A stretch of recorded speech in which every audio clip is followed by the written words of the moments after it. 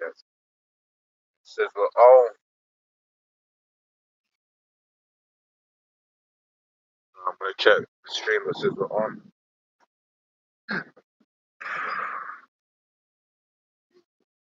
Shalom, shalom. Shalom.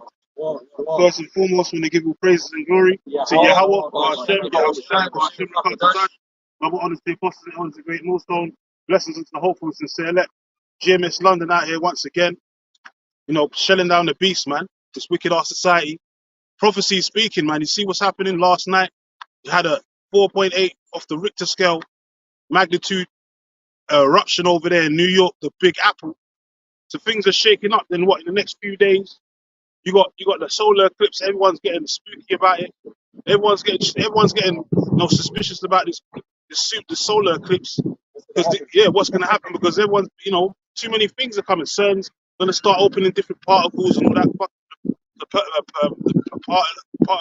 CERN particle colliders and all that, trying to open up the heavens, fourth dimension.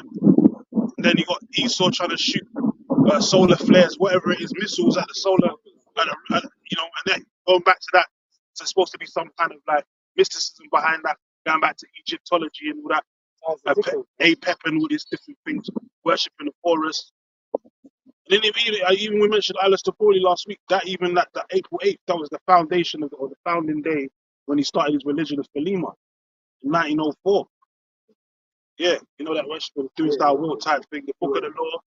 Yeah, so that even goes back to that worship as well. So there's a lot of spooky things are happening. Esau's working on the left hand side to do what he's doing, his witchcraft.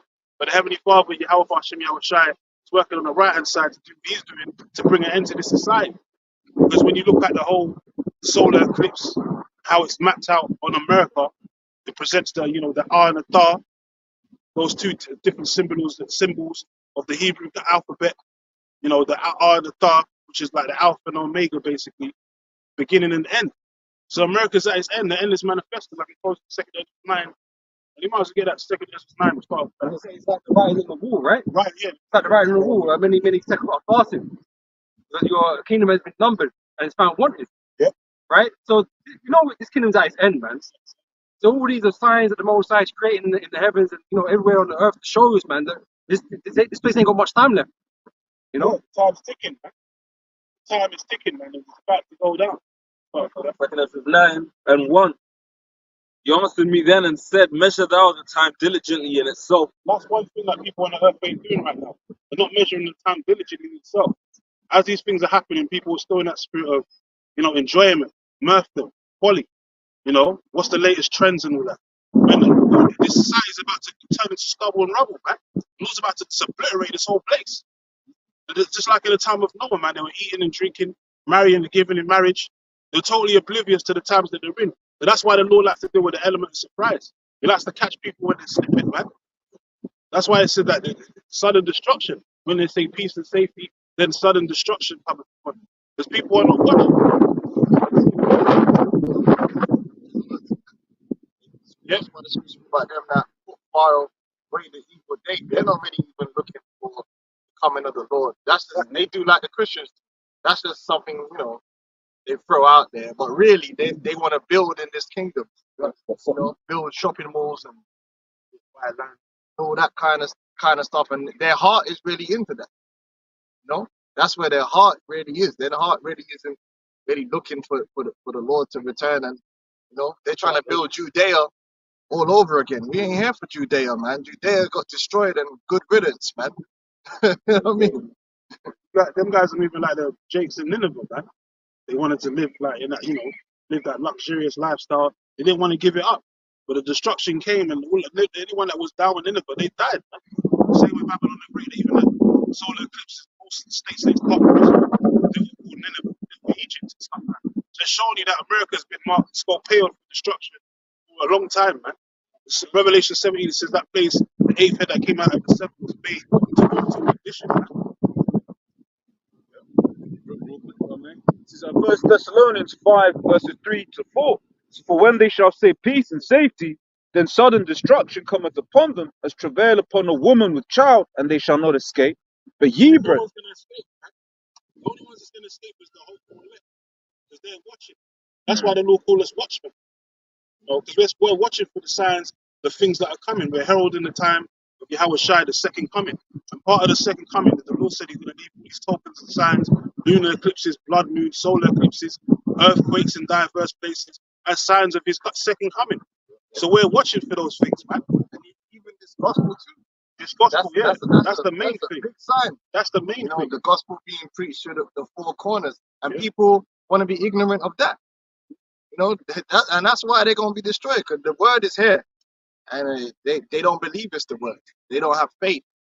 Even guys that don't even profess the Hebrew Israelite, Hebrew Israelisms, as they call it, a lot of them are biting it. Like this guy Marcus Rogers, I was watching his video last night. He's biting the whole. He's getting the same scriptures that we get out, talking about the destruction and all these things. But he's a, born again Christian. He's into Christianity and all that. He's not. But they take things from us and act like they discovered it because they don't want to give where credit was credit is due. But that's okay. At the end of the day, we declare the truth. So the blood is off our hands. And then Jesus can't save you, Yeah, because that's not the faith. That's not the name of the You know, Lord. That's what I was going to say. You can't say Christianity's done that, for that, because Christianity is worldwide. We know that, but you can't say the truth is gone to the four corners of the earth. Because who's prophesying the downfall of America? Babylon. They're not talking about that. They're talking about loving everybody and hugging each other and shit. A leper Christ and all that kind of madness. They're not teaching. They're not telling you the truth. But it took the men of the Lord, the prophets, to come back on the highways and byways to teach the truth. Man, beginning with our elders, apostles. They're elders, right? Always back, back in the 70s, late 60s, right? That's the time when that started coming about. The valley of the dry bones, Jake started waking up again. That's why they call us the prophets of doom. Because we're not preaching prosperity doctrine like these Christian churches and all these denominations of the RCC are teaching. We're teaching destruction, man. We're prophesying, the downfall of society. Jeremiah 28:8 told you. Yeah, that's why we're hated. It's true you say that, because when you look at what Christianity is all about this kingdom, and what you could do here and how you can make it work.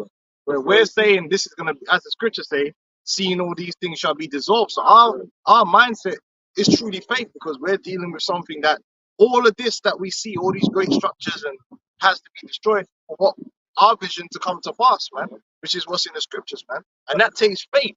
It's easy to believe in something that's already established, because you can see it. You know what I mean? It's here. Like, okay, America's already exists, so I believe in America, or I believe we could change America. It's easy to believe you could change it because it's already here. The way they act as well is like America is like the kingdom of God already. That's how they've been behaving. But it ain't. It's pure wickedness, man. That's how.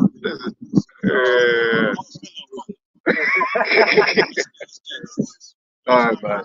Yeah, likewise. This is the book of Ezekiel, the second chapter and the 9th verse. And I looked, and when I looked, behold, an hand was sent unto me, and lo, a roll of a book was therein. And he spread it before me, and it was written within and without, and there was written therein lamentations and mourning and woe. Yeah, 'cause that's really what's coming down the pipeline, man. And you can see it, because right now we're at peak pride, peak shamelessness, peak depravity, and now Scripture tells you in 2 Corinthians 15 they're profane with it, man. People now, like, it used to be, like, if a man was doing some madness, like, they would hide and do it. You get me? Now they will monetize that. They will go do some foolishness and tell everyone about it. They loud and proud with it. Man don't even hide in the dark, dog. That man in the broad daylight. Showing you there's no fear. Basically, there's no fear that Yahweh shine the earth. That's why when the destruction comes, the Lord going to reinvigor fear in the earth once again. Brutality, man. Brutality, death, and destruction. In places people ain't used to it. Because generally in the West, they don't experience what they're about to experience, man. Earthquakes. That's why they're so chilled. That's why they don't see it coming, because you got Haiti, right? Right now, them men are dealing with madness, but to the most part, they've been dealing with that for generation after generation. At one point or the other, it's been hard times. So when people are used to a certain level of tragedy or thing happening, they can deal with it. It's normalized to them. Like, whereas here, how many genocides of them man's witnessed, or Man coming in with machetes and then chop down. You know, they don't really see these type of things. Half of these people ain't never seen a dead body unless it's been in a funeral.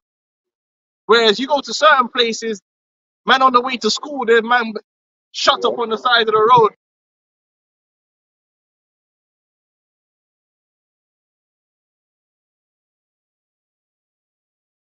Of witness against them, and they declare their sin as Sodom.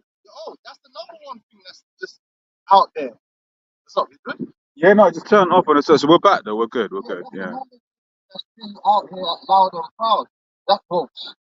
That's Yeah, what that's they what they call call it, it. man. Yeah. And they pushing it so hard that it's in your face, man. They're pushing it all over the media. I believe I saw something.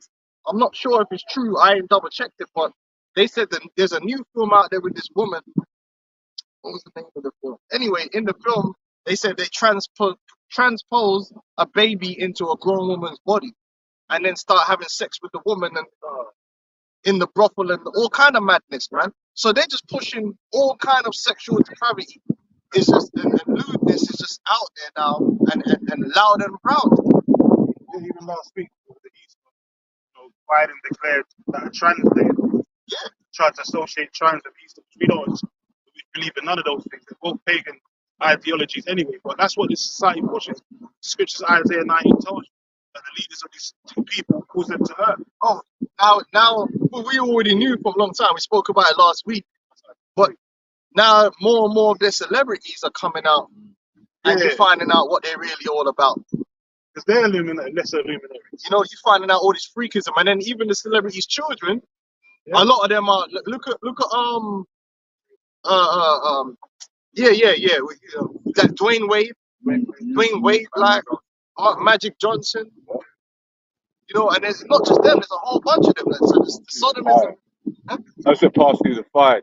Yeah, to Molech. Yeah, You know. that's one of the things that's really what's going to bring great judgment. That's why America's called Sodom and Egypt, because America has really pushed sodomism not only in America but throughout the world. They put political and economic pressure on other nations to accept them.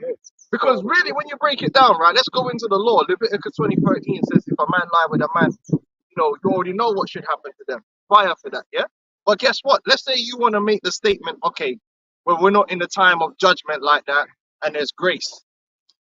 Put them in prison then, right? That makes sense, because guess what? Even murderers, they don't want to kill them. They say put them in prison, right? Rehabilitation. Okay, so then why can't man put the sodomite in prison? Putin said But that, yeah. but in Ghana, they want to put them in prison and what is the other ones? Zimbabwe Putin as well. or Uganda. Russia as well. And then they're making a big deal. But so why are they not allowed to have that be a crime? Why can't that be why can't a society decide we don't want that kind of behavior and it's criminal? And if you do it here, you walk around and they're not allowed to do that. America said, okay, we're gonna stop giving you aid, we're gonna do this. That's how you know America is spiritual Sodom and Egypt, man. You know, It's the mother of wickedness, mother of witchcraft. They hide it not, or unto their souls, they have rewarded evil unto themselves. right? So that even more and more, right? It used to be like on the islands and that, yeah, like, extremely anti that kind of behavior. That's how I grew up.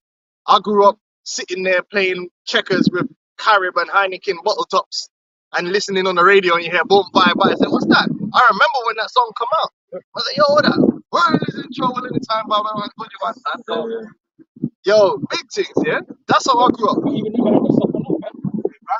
Now, yeah, they made all them man, because they wanted to go America to make money, so they had to sign that agreement, including Sizzler, to Judgment Yard, upon that as well. And then they try to soft up all that business. But here it is, the man can still have songs about chop off head, last body, grandma could get shut up too. They could speak about violence against people. Informer, say if a man told the police, tell the truth to the police, him could get chop up too. Right, that's okay, but the only thing they come out and apologize for is the body, man. Oh, you can't have violence against them, yeah.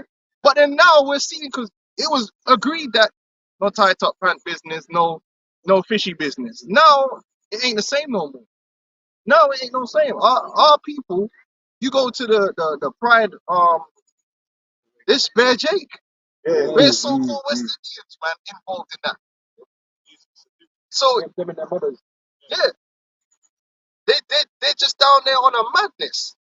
So you know, Jake is gone, man. When it comes, they took to that LGBT heavy.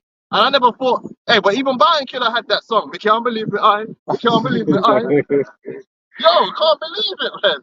Hey, that was a prophetic song, man. Can't believe it. Like, oh, you go to certain man's party and he's got a batty man cousin in the party. I can't believe it. Real man, like man from Hackney and all that. And then when you go to man's barbecue and there's a batty man in, and it's like, yo, who that batty boy there? Oh no, allow it, man. That's my cousin. Like, what? That beans, all that stuff. That's mad. That's going on So that seems to be more and more accepted, man. Even when I had a funeral the other day, well, last year, my auntie, she passed. And then I'm there now, like, and then I see some random family. Listen, they're not close. They're not that. They're linking. You get me? It's a link. Yeah.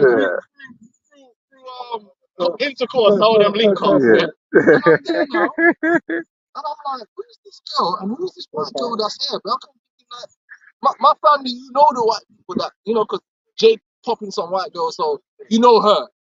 But I'm thinking, who's this little white girl here with this girl? Come to find out, it was her girlfriend, right?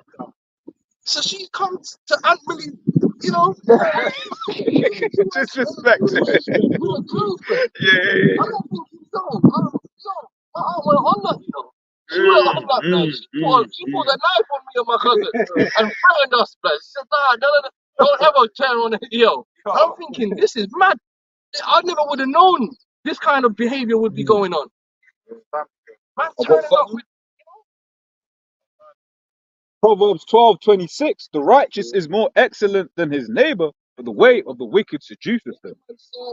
So it's all about following after the ways of Esau. So yeah, sodomism is accepted, and if you don't accept it, you're barbaric or you're following some kind of old way. That's why we gotta get out of here, man. And they're pushing it to the children. So you send your children to these schools, and they're constantly pushing LGBT on the children, and it's confusion because even when you're trying to explain it to a child, it's confusion. Adults understand what confusion. How am I supposed to explain to my daughter why my man has two dads? That's a folly, right? How man can have two dads? Now nothing don't make sense no more, like. And they're trying to normalize it through the youth by pushing it in the school. Man didn't send them to school for man to learn about no body manism. Yeah. So Habakkuk 2:15. Woe unto him that giveth his neighbor drink, that putteth thy bottle to him, and maketh him drunken also. That's That hold it. The drink is mainly through the medium of medium. To push something and make it acceptable by the way, because these writers, especially in these TV programs, that's why you got to be careful. These writers know how to make you sympathetic to a character when you really shouldn't be sympathetic. Right? How to instigate emotional responses. That's why when you watch these programs, there were never no Batman bad guys in none of these programs. When you look at Batman in these programs, they were always the one that had all the good advice. They were always nice, and they were always being persecuted by some random don, yeah? Because they want you to make you feel like Batman is always a nice person. They're good people. They're just being oppressed and all this. And they never writ a character where the Batman's just going around bullying people and pedophile, which they are. A lot of them are. They always writ them and then they slide them in slowly. Hollyoaks and then what's that? Which one is the? No. Emmerdale, you know. Hollyoaks was the Channel 4 one. Brookside. Yeah, Brookside. I think Hollyoaks was the one that went full on. Yeah. They went because that was the youth. Phil's son. And then they made him turn soft on the whole thing. And then they had the other Batty boy that was in there that was always giving people advice. And the Indian dude. there was another one. Yeah. And remember there was a film, was it Anton Fisher? And the whole premise of the film was he was a Batty boy in the Navy, which you know. Oh, the black boy with Denzel. Was it Denzel in it? And the He was mother? fine saying that he doesn't have a family. Nah. Yeah, That's a military movie. Yeah. And the whole film is about the mother seeking justice for her son because her son got killed in the arcade. Yeah, basically the mother was seeking justice for her son because he got killed in the military because he was a batty man. And the whole film is obviously filmed from the mother's perspective. Now, obviously, any mother that's grieving and that, you're gonna feel some kind of way towards it. Exactly. So you end up, while you're trying to back the mothers and their feelings, you end up, no, but hold on, wait. No, Yeah, man. yeah, Yo, you're dead anyway. yeah. But this is what they do, man. So that drink represents the media, represents how they paint people. You're a bad person if you're anti-LG, but you're a good person if you're pro. If I can say, because when I'm learning languages and stuff, I'll be like watching like Korean TV, and like I'll be watching like Netflix, and they'll be just putting things in there that in Korea.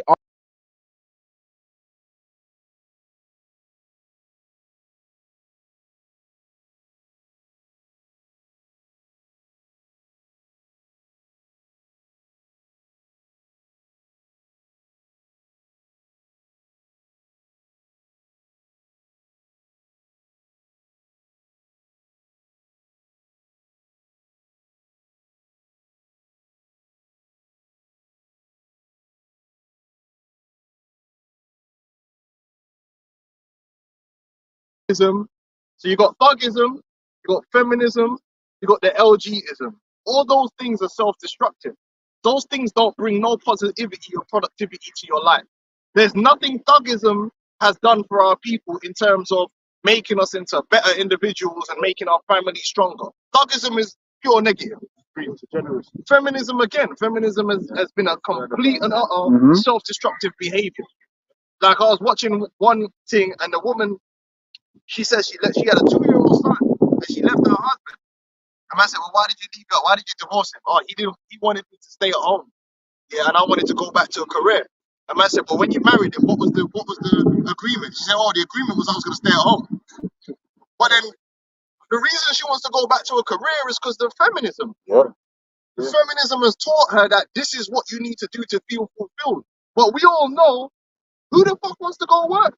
I've never met a woman in the workplace that was happy, blood. They complaining like everyone else. You want to go in the central line in the morning, and the nose is up in the next man's armpit, like, on the rush hour. Like, most women are working in retail. I was in Westfield the other day. They're in retail, standing there for hours on end, back paying, back up. What is that? Is that what? Is that the career? Exactly. Most careers are not fulfilling. I'll tell you that for free. Most people are pissed off with their career. They don't want to do that bullshit, yeah? But that poison is in her mind. She's destroyed her family. And all the things she would have had to do at home, she still has to do. It's just that there's no one else there to monetarily help. So you're just not in a better position at all. Self-destructive behavior. So you got thugism, you got feminism, and do we need to explain how LGBT is not positive or productive? Chopping off your rod, a man with another man laying down. No, so you're reducing the population. Because if you got a country, let's say you have a country, right? And don't give me no bullshit about artificial this and that. Like, let's keep it 100. Let's say you had a country where, let's say even 40% of the men are batty man and they ain't having no youths. Your country's gonna die. Your country will die. You're gonna end up with a whole bunch of men that's old and no youths. That means no growth. Most economic growth is coming from youths. That's why everyone they speak about Chan having nets, but they're like, your population doesn't support that model because they're top heavy. A lot of old people, not enough youth. You know, it's not productive, man. And then you got one man trying to be a woman. How is that productive? How can you have a man trying to be a woman? So next thing you know, you're gonna have a donkey trying to be a cat. There's horses for courses. A man's your best peak productivity is when you know what you're good at and you maximize what you're good at. A woman's gonna be always the best. You see a stud. What are you doing being a stud? Even the weak man them is down bad. Now you're a man that's not even just a weak man. You're the weakest man because you're actually a woman with a vagina. What have you done to yourself? You could have actually been a decent woman. Think about it. Like, you could have been a decent woman, and now you say you want to be a man, but you're now the weakest, worst man they could ever be. Because if a man will cut step to you, you ain't got no testosterone. You're just a shell of an individual. You understand what I'm saying? You're getting punched up instantly, so you don't make a good man. And then you got a man trying to be a woman. What are you doing? You're lowering yourself now. When them cartel man rolled up on them two batty boys, the one guy was in the other thing bugging out. So what are you doing, brother? Like, even the cartel don was like, yo, dog, it's cool, it's cool. Yo. Even he was like, yo, what's wrong with this brother here? What the fuck are you doing, bro? I said, no, calm down. Useless, man. So all those things lead to degeneracy and degradation. So look at the so-called black community on the Christianity, thugism, feminism, and LGBT. We just end up producing weirdos, and then the same people turn around when them weirdos are running around doing madness, shanking each other and slapping each other and doing craziness for social media. Because yeah, exactly. Oh, look at them. Them can't get their act together. Look at them. They're pointing the finger at our people, but you're the one that's putting all this foolishness, them sexy reds and all that. Where do you think they were produced through the media, the music industry? Bitch went to a school, supposed to go to a children's school to present, do a speech or whatever. The bitch turned up half naked and smelling of weed, and they dismissed her. They said, "Get the fuck out of here." Degeneracy. And she got upset, going on live saying, "Now they don't dismiss me. I'm sexy red." And all that.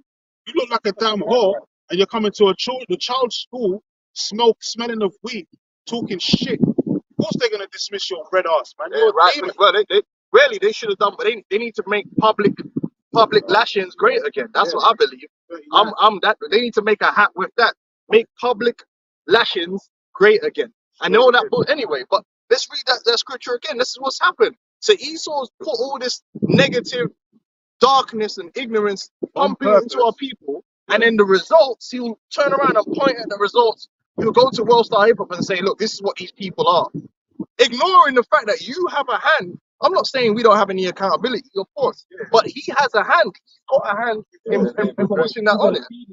He's using that to our people, man. It's like the war on drugs, all that shit as well. Oh, crack, yep. Yeah, back in the 80s, they pushed it on us, and then you got Reagan coming on with a little heavy bag. After you done put it in the ghetto on purpose, then you made it look like you're there trying to expel it. Oh, they're just war on drugs. They're criminals. Yeah, all that bullshit. Yeah, and then he reneged years later, talk about, we need to, lessen the burden.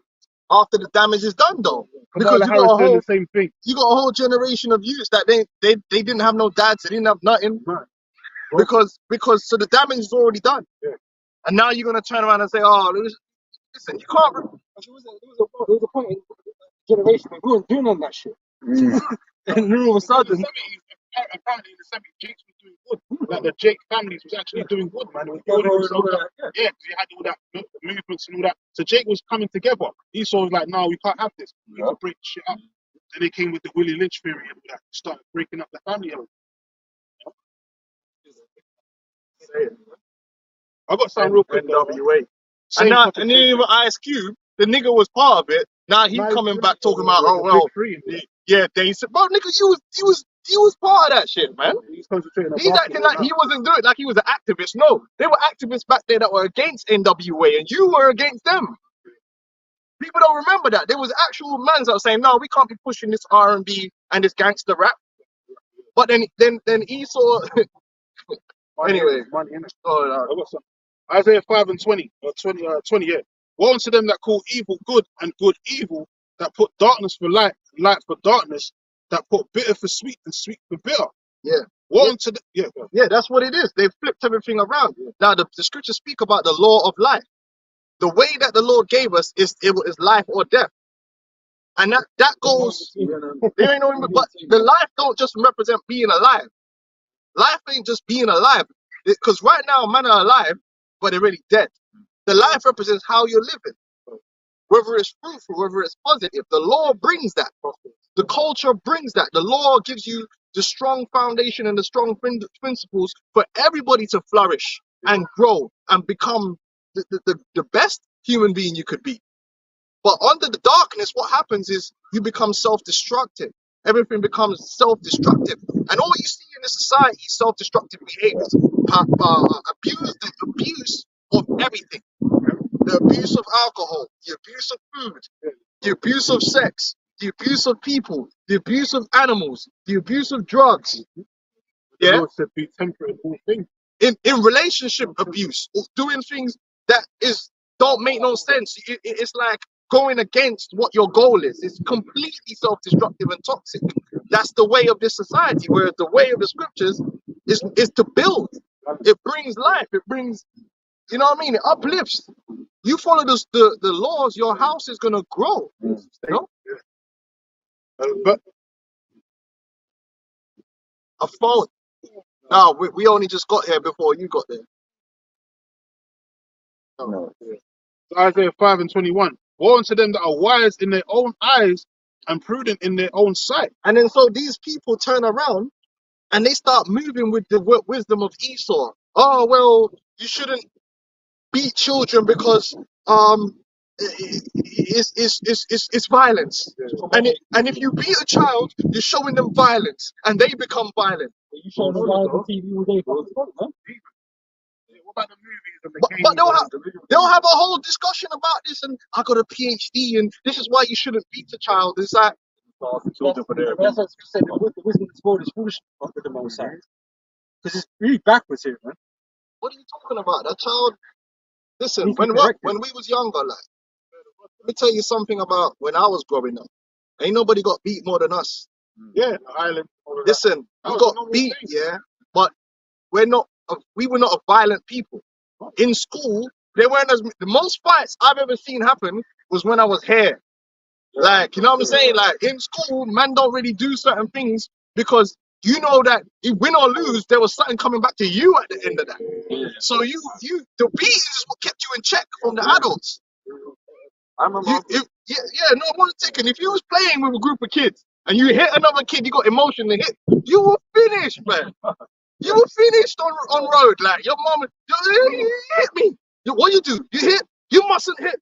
Look, and you getting marked up straight up. What do you think that made me want to go and hit other people again? Hey, I was talking about my Aunt Millie. One of the main things she told me is you mustn't hit first. What if them hit you? But yo, that's bullshit. But that's one of the wisdoms. They got all this wisdom. Hey, go on, get your scripture. Yo, that was wild. Yeah, go on. Isaiah 5:22. Woe unto them that are mighty to. This is what you're. Woe Sorry. unto them that are mighty to drink wine, and men of strength to mingle strong drink. It says, which justify the wicked for reward and take away the righteousness of the righteous from him. So going into that strong drink, that's very like is wine is a mocker, as it says. Wine can be a mocker, man. You can't. You know, you can't. You gotta let a child express themselves. Yeah, all that bullshit. Or they'll repress. Their If feelings. one of the biggest things, if you don't let them do it, they're gonna do it anyway. So it's best to let them. I said, what is this all about? That's not even a serpent. The Torah is all about carnality, Oh, right? You're allowing your child to be a carnal being. But this is what we call, well, it's called carnal people, though. And this is why it's gotten worse, man, because you're not, the rod isn't spared. You know? You've not counteracted the carnality that's in these children, man. Right. And so they stay like children. I remember one time. This is a true story. Man had a youth that he was meant to be looking after, right? So they gave the youth. This is during C9 seating, yeah. So he weren't meant to be on the roads anyway. So I said to man, listen, can't go out today. Man went out, yeah. So he went out, overstepped completely, violation. When he come back now, I turn the internet off so you don't get internet access. That was my punishment because I know, man, love up the phone and the internet, right? Got into a thing. When man dealt with the people now, the guy said, well, why did you take the internet away from him? I said, I explained, because he broke the rule, so I took the internet. Well, have you had the training? And I was like, what training are you talking about? Well, the punishment has to match the transgression. So I said, what do you mean? He says, well, if he was not meant to go out or he was meant to come back at a certain time, then the punishment has to match that. So you got to make a rule where he's not allowed to go out because it matches. So I'm saying, so what you're telling me is I've told him he can't go out. He went out anyway, and when he comes back, the punishment is that he can't go out. What kind of punishment is that? Stupid. Because he's not gonna obey Not it. gonna He can't enforce that. He obviously can't enforce And it. I'm there looking at this guy, and he's like, yeah. And I'm like, bro, this is the bullshit I'm talking about. This is the bullshit. Whereas, and that's why the whole system in this society is fucked up. When my grandmother was dealing with kids in the boys' home back home, yo, sticks up. them youths, yeah, were under discipline. But guess what? They grew up and became no lie, carpenters, IT engineer, fucking electrician. That's just 3 of them that I know off the top of my head. Proper jobs, proper man with family. Not on the road. Crazy. Yeah. Check the Systax for the UK and what's going on with these foster youths over here. Jail, drugs. LGBT. You know what I'm saying? So, Esau ain't got when you don't have no discipline, breed degeneracy. Yeah. That's why the scriptures bring forth balance, man. Esau is about balance. The Isaiah 26:10. You know, if the okay, real quick, right, righteousness, he will not learn righteousness and all that. In the place of righteousness, he will do evil. That's the way of the wicked, because he's the seed of the wicked. Esau is not meant to bring forth righteousness on the earth. That's why this world is upside down and inside out, man. It says the earth is defiled under the inhabitants thereof. Because there's laws, there's standards that the Lord gave us for a reason, man. Yeah. Oh, this is it. The Proverbs are part of the wisdom too. Yeah. Right. Yeah. Proverbs 22:6. Train up a child in the way that he should go. Right. So it's your job to set standards for that youth, not the youth to set the standard for you. Yeah. He's picking his own way. And that's how they're allowing the kids now to be indoctrinated by the schools. Because the parents aren't allowed to set standards for the children. No more. Yeah. Because the government wants to set the standard. This is BS, man. You can't let a youth is not, and that's why parents nowadays are stressed looking after youths.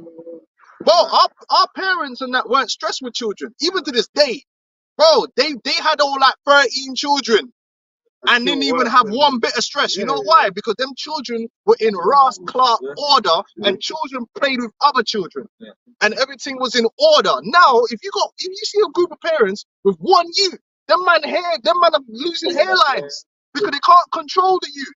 Everything is about pampering to the youth's needs and wants in every situation, because otherwise the youth gonna go mad. A couple of weeks back, there was a little Edomite hitting his mum over there. Legit hitting her, throwing shit at her, hitting her, punching her. You gotta cook a different meal for each youth. You gotta cook a different meal for each youth. I don't eat this. I don't eat that. Listen, you know how many times I had to sit on the blood clot table till food gone cold, man? About I don't eat this and I don't eat that.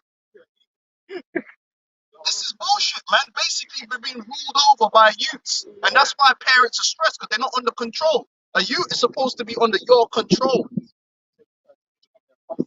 Yeah, man. It is. It's oppression. Yeah. You can't do what you want to do because you got these youths are run. No, they're in your house. They're on the scripture says the youth, them really, the children are like slaves. They're supposed to treat you like you're their master. Nowadays, the parents are the master. They're telling them, and them man are going out work. Yeah, sorry, the children are the master, and the parents are going out to work, and then the children are entitled to every gift under the sun, PlayStation 5, whatever, and they have no appreciation, and there's nothing in return. Because as soon as you tell them to do something, nah, I don't want to do that. What do you mean, no? Now they can choose what sex they want to be as well. Bro, fam, there was never a day in my life where I told my dad no. I don't remember, even now as a big man, yeah, I don't remember a day my dad said, go get this or go do that. And I was like, no. That didn't even come into my mindset to say no. Go get that. Go get me a cup. Go bring me a glass of water. But just go do that, man, and make sure it can't come half full. What this? Yeah. You speak about honoring the father, man, and the mother. You have to honor your parents. Yeah. Man. Nah, no respect, man. And then when they go into the workplace, they're confused because now they've got to follow those orders, otherwise they lose their job. Yeah.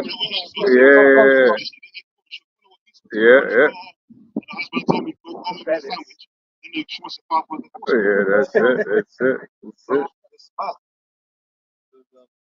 And when he is old, he will not depart from it. And that's true. And Esau knows that. They know that. That like your brain operates a certain way where you really receive the majority of who you're gonna be in the ages of leading up to your teenage years. Like when you're young, you accept everything. When you get to teenage, you start questioning things, but you can accept things, but you question more. And anyone that's got youths know this is a fact.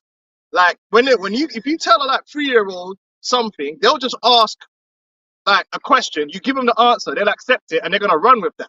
They're just gonna run with it. That's why they probably believe in Santa Claus and Tooth Fairy. They'll run with it. Now, when you get to a teenager, you're trying to explain things, they start questioning things a little bit deeper because they got that teenage brain. But they can change.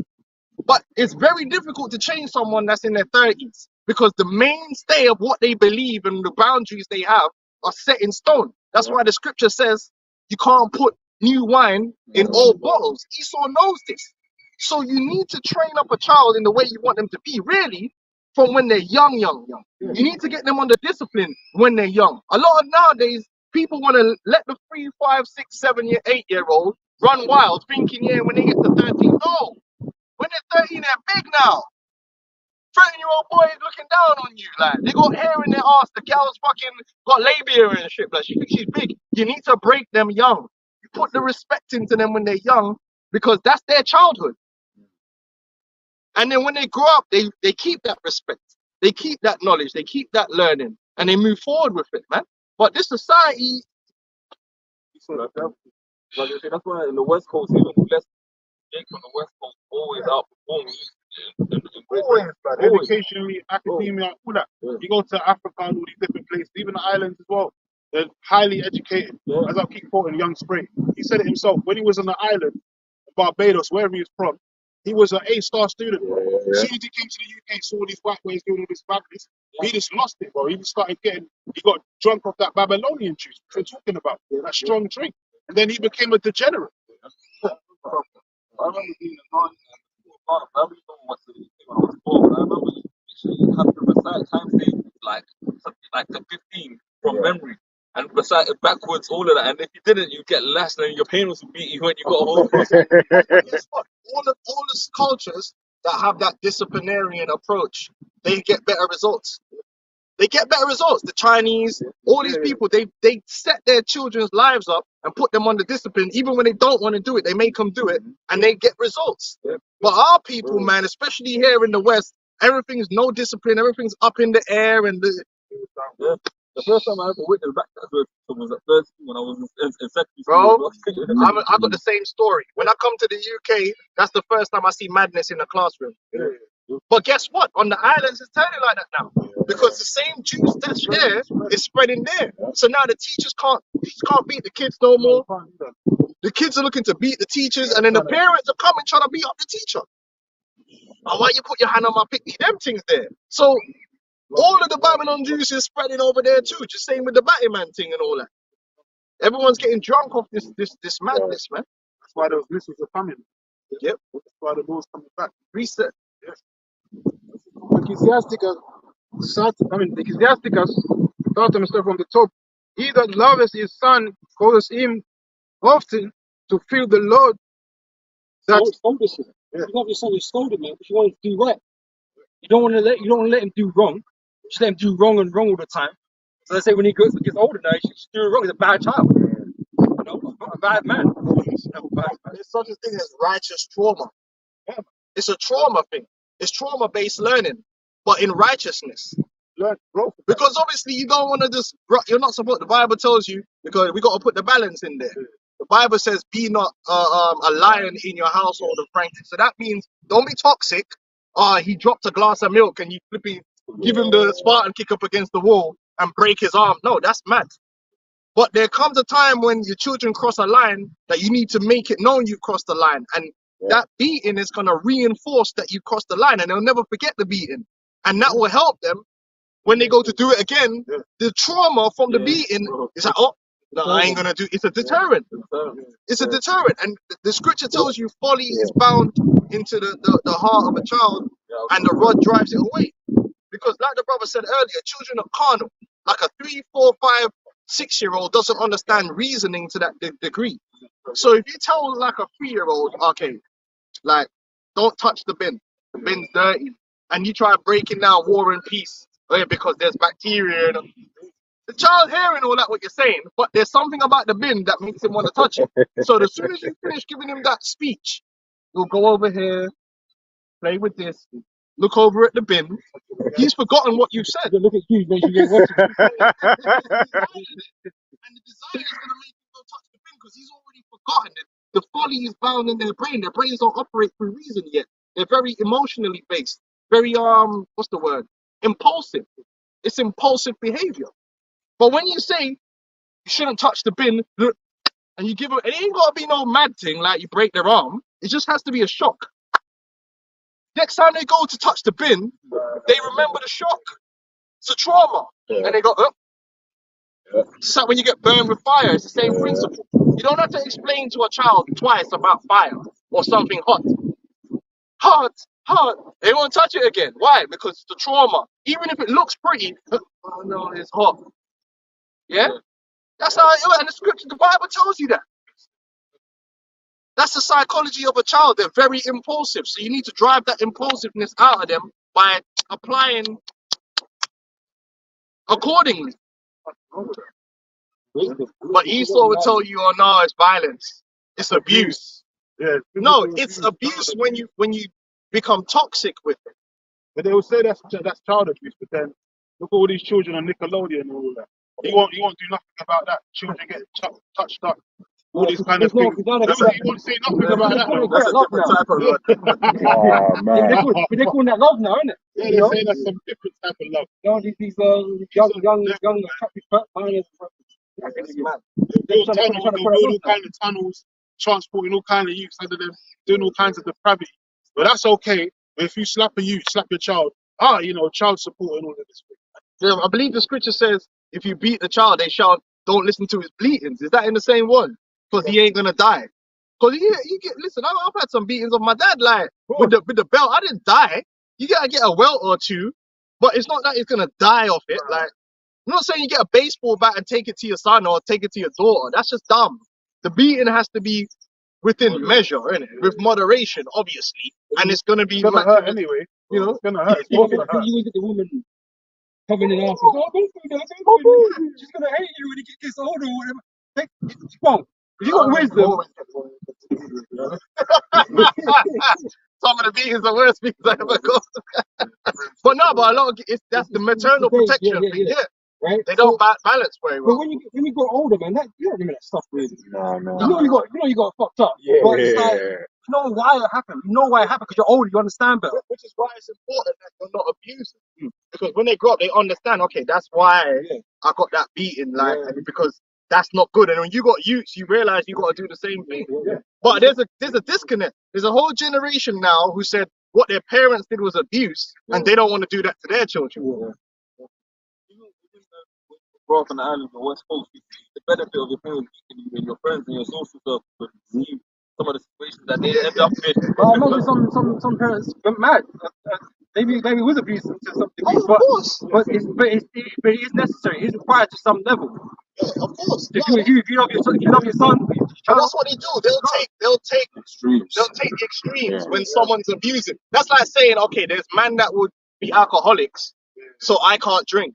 No, you can't judge alcohol based upon the abuse of alcohol. Do you know what I'm saying? Just like you gonna have parents that do abuse their children, and that's not right. The Bible tells you ain't supposed to be like, even with your servants. If you got a slave, you're supposed to abuse your servant. Don't say I'm trying to get what. Oh, you're not supposed to just, you have a servant, an employee, and you just beating them, you just turn up, what's going on over here, and just moving mad, like, nah. There is a time to beat your servant, obviously, but then there's being just an asshole and being crazy, you know? But there's a balance, and you see, that takes an adult to understand the balance. And there's so many things about life that's about balancing things. See, if we start talking about men and women now, men are going to get emotional. Because guess what? Listen, I got to say it like it is. Corporal punishment is admissible to all, including women. In the law, was not lashes a part of the law? And in nowhere in the law was it says a woman can't receive lashes. Now, I'm not telling you listen.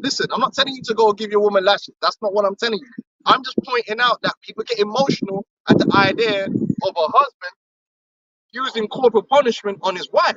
But I'm just letting you know that in the Hebrew culture, the husband had the power to put corporal punishment on anyone in his household, whether it was the wife, whether it was the children, and whether it was the servants. Now, are there guys that come home with the wife beater on and do some madness and break the cheekbone and uppercut to the stomach? And yes, there is. That's not right. The Bible tells you, be not a lion in your household. But at the same time, there's a balance. Corporal punishment is a part of order. You know what I'm saying? Now, let me say the disclaimer again. You gotta obey the laws of the lands that you live in. So no, Rakaya Khan said I can go on corporal punishment. Listen, man.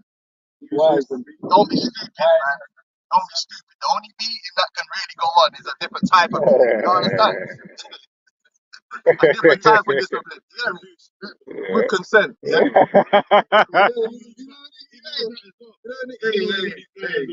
Great doctrine and all that.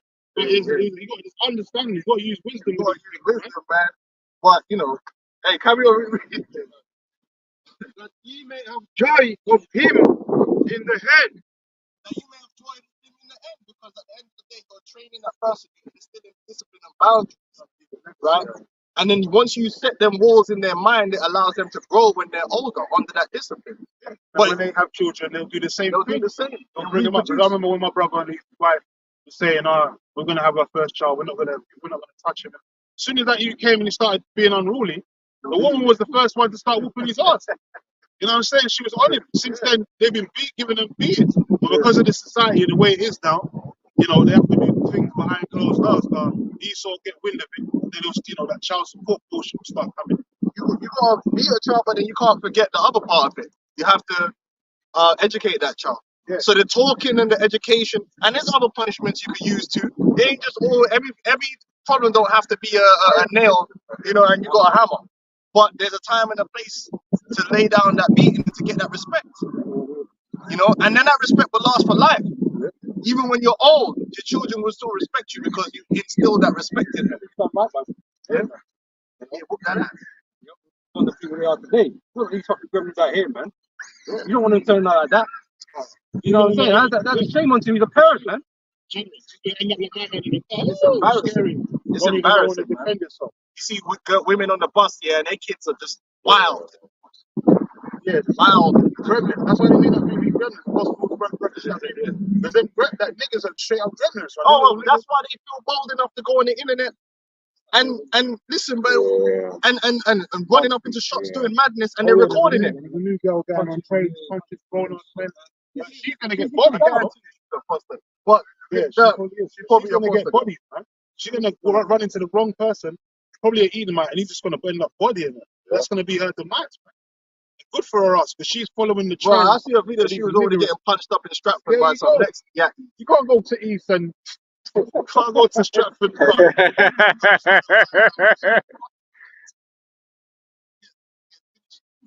It's all these little intricate things about life that is going to be re-established in the kingdom, man. But with balance, wisdom, and understanding, everything needs to be applied with balance, wisdom, and understanding. Where does that come from, bro? But if you're not willing to engage with it on that level, then yeah, you're okay. Well, you always take things to stupid extremes. You know what I mean? Well, in arranged marriages, there's situations where, yeah, there is. But then let's look at the situation you're dealing with today. The marriages are even more domestic, and all that is even more. I remember reading one thing was they said after 3 years, the overlap of quote unquote love, in like arranged marriages, after that 3 years, they end up being better than lust marriages that we have here. But they'll go and find that one, them relationships that don't work and use that as the face of it. But then look at your Western marriage system where women are choosing their husbands. It's an absolute mess. So all we're saying is use wisdom, balance, and understanding, and that's how GMS operate. We operate on that level. But you got certain Hebrew Israelites that they can't accept things. Everything's childish with them, extremely They childish. can't grow in the mind. Man. And that's why the grape thing was such a, because they're very childish about the way they see things, so emotional that they can't balance things. No one ain't telling you to marry your daughter off when she's 12. It's your daughter, man. Do your thing. Like, like it's not a law you have to. What's wrong with these guys? Why are they being so emotional? Anyway, go on now. Yeah, go on. No, they should. Yeah, yeah. He that chastises his son shall have joy in him, and shall rejoice of him among his acquaintance. Yeah, and that's how really the way you really find a human being that can be consistent of their own accord in anything. Anyone that knows teenagers or anything like that, yeah, they're hot onto something, even if they're really good at it, and then they hold. They go up and down. Yeah. So it's like football. Let's say you got a son. I'm just using football. It don't have to be sport. It could be mathematics. Yeah. But you hardly find that child that's going to dedicate themselves and just stick to it month after month after month, year after year, and become that excellence that they could be. No, there's going to be times just like, man, I don't even want to do this shit, man. And the world's full of temptation. Yeah, you don't want to do it. But guess what? That's when you need like a dad to come and say, yo, have you done your training today? Oh, no, I ain't feeling like it. Listen, get your ass up, and go do that training. Or you might say, look, yeah, all right, listen, let's do some wisdom. Maybe you're a bit burnt out. You can have the week off, then you're back to it. Not nowadays, it's just like they'll just stop. They'll just stop completely. How will we get any of these so-called elites in anything? You They won't be can't. pushed. You can't. No one likes to listen. You could even take football as you talk to any professional. There were times when they didn't want to do it no more. You just look at the money and you think, oh yeah, it's football. Listen, if you do the same thing every day, like bro, getting up and doing training every day, and then you gotta stretch for half an hour. You know how long it is to stretch? Stretch for half an hour. Then you got the small games, the big games. You go home and then you're gonna do the same thing tomorrow. How long do you think before they come to a point where you're like, you know what, bro, this is not what I want to do. Some men retire, don't ever play football again. They say they don't even watch football. It's like, listen, I hated it by the end. But look what they've achieved and look at the benefits that came from it. And it's not just that, being a doctor, it's a long road to become a doctor. You think every week on the road to becoming a doctor, they wanted to study. That's what I'm trying to say. Like, you need that discipline from someone that's going to say, no, this is what you're going to be doing. You're going to stick to it. You're not going to quit because you're good. And they'll thank you for it later because, well, you know what, man? I could have gave up at that point or at this point. But you remember that, yeah. It's true, bro. It's like with the boxing. Like the best boxers usually are father and son relationship. Yeah, when the father and son relationship. When you got that father and son relationship, those two, they usually turn out the best boxers. Because even though they hate it, they might have disputes, arguments, but they didn't remember when they achieved their stuff after the fact. Hard work paid off. Hard work paid off. It's one of the hardest things in life is to be consistent. It's extremely difficult to be consistent at anything, man. Because there comes a point where you're like, I don't want to do this right now. You know what I mean? Even in this truth, there's times you go through rough matches, man. You're bugging out. You have to go through solitary. You're like, you're like in your own personal prison of yourself, basically, in this truth. You can't quit. But you can't quit. That's the only difference. You can't quit. You quit in this thing, you're dead, man. Yeah. There's a lot of people growing up today that they've done a little bit of everything. They've done a little bit of, never stuck to anything. They've done a little bit of everything and they end up just nothing. Because they never stuck to nothing, man. Because they've done something, did it for a year, did it for 2 years, and it's like, oh, I'm not feeling this, and then flip to something else. Over, this, that, wishy-washy. And then you look at the dons that got the real dads, like, no, what are you doing, man? This is the plan. You're doing it for 5-6 years, man. I was going to say, Bob mentioned temptation. It reminded me of one kid that I went to school with. And I think he was on the way to be at an athletics something or other, right? And then he found weed. Found a demon. Because the thing, he was fast, but of course, weed fucks up your lungs. So he lost it, man. Yeah, that's the thing. When you're having fun, you don't give that up. When you're taking alcohol or drugs.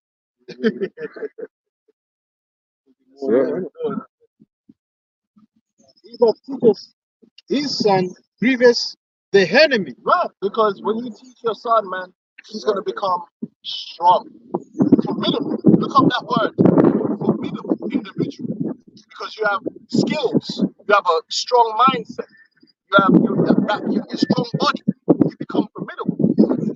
The enemy wants you weak, malleable. You're a quitter. You got no discipline. That's easy. Let's bring it to sport.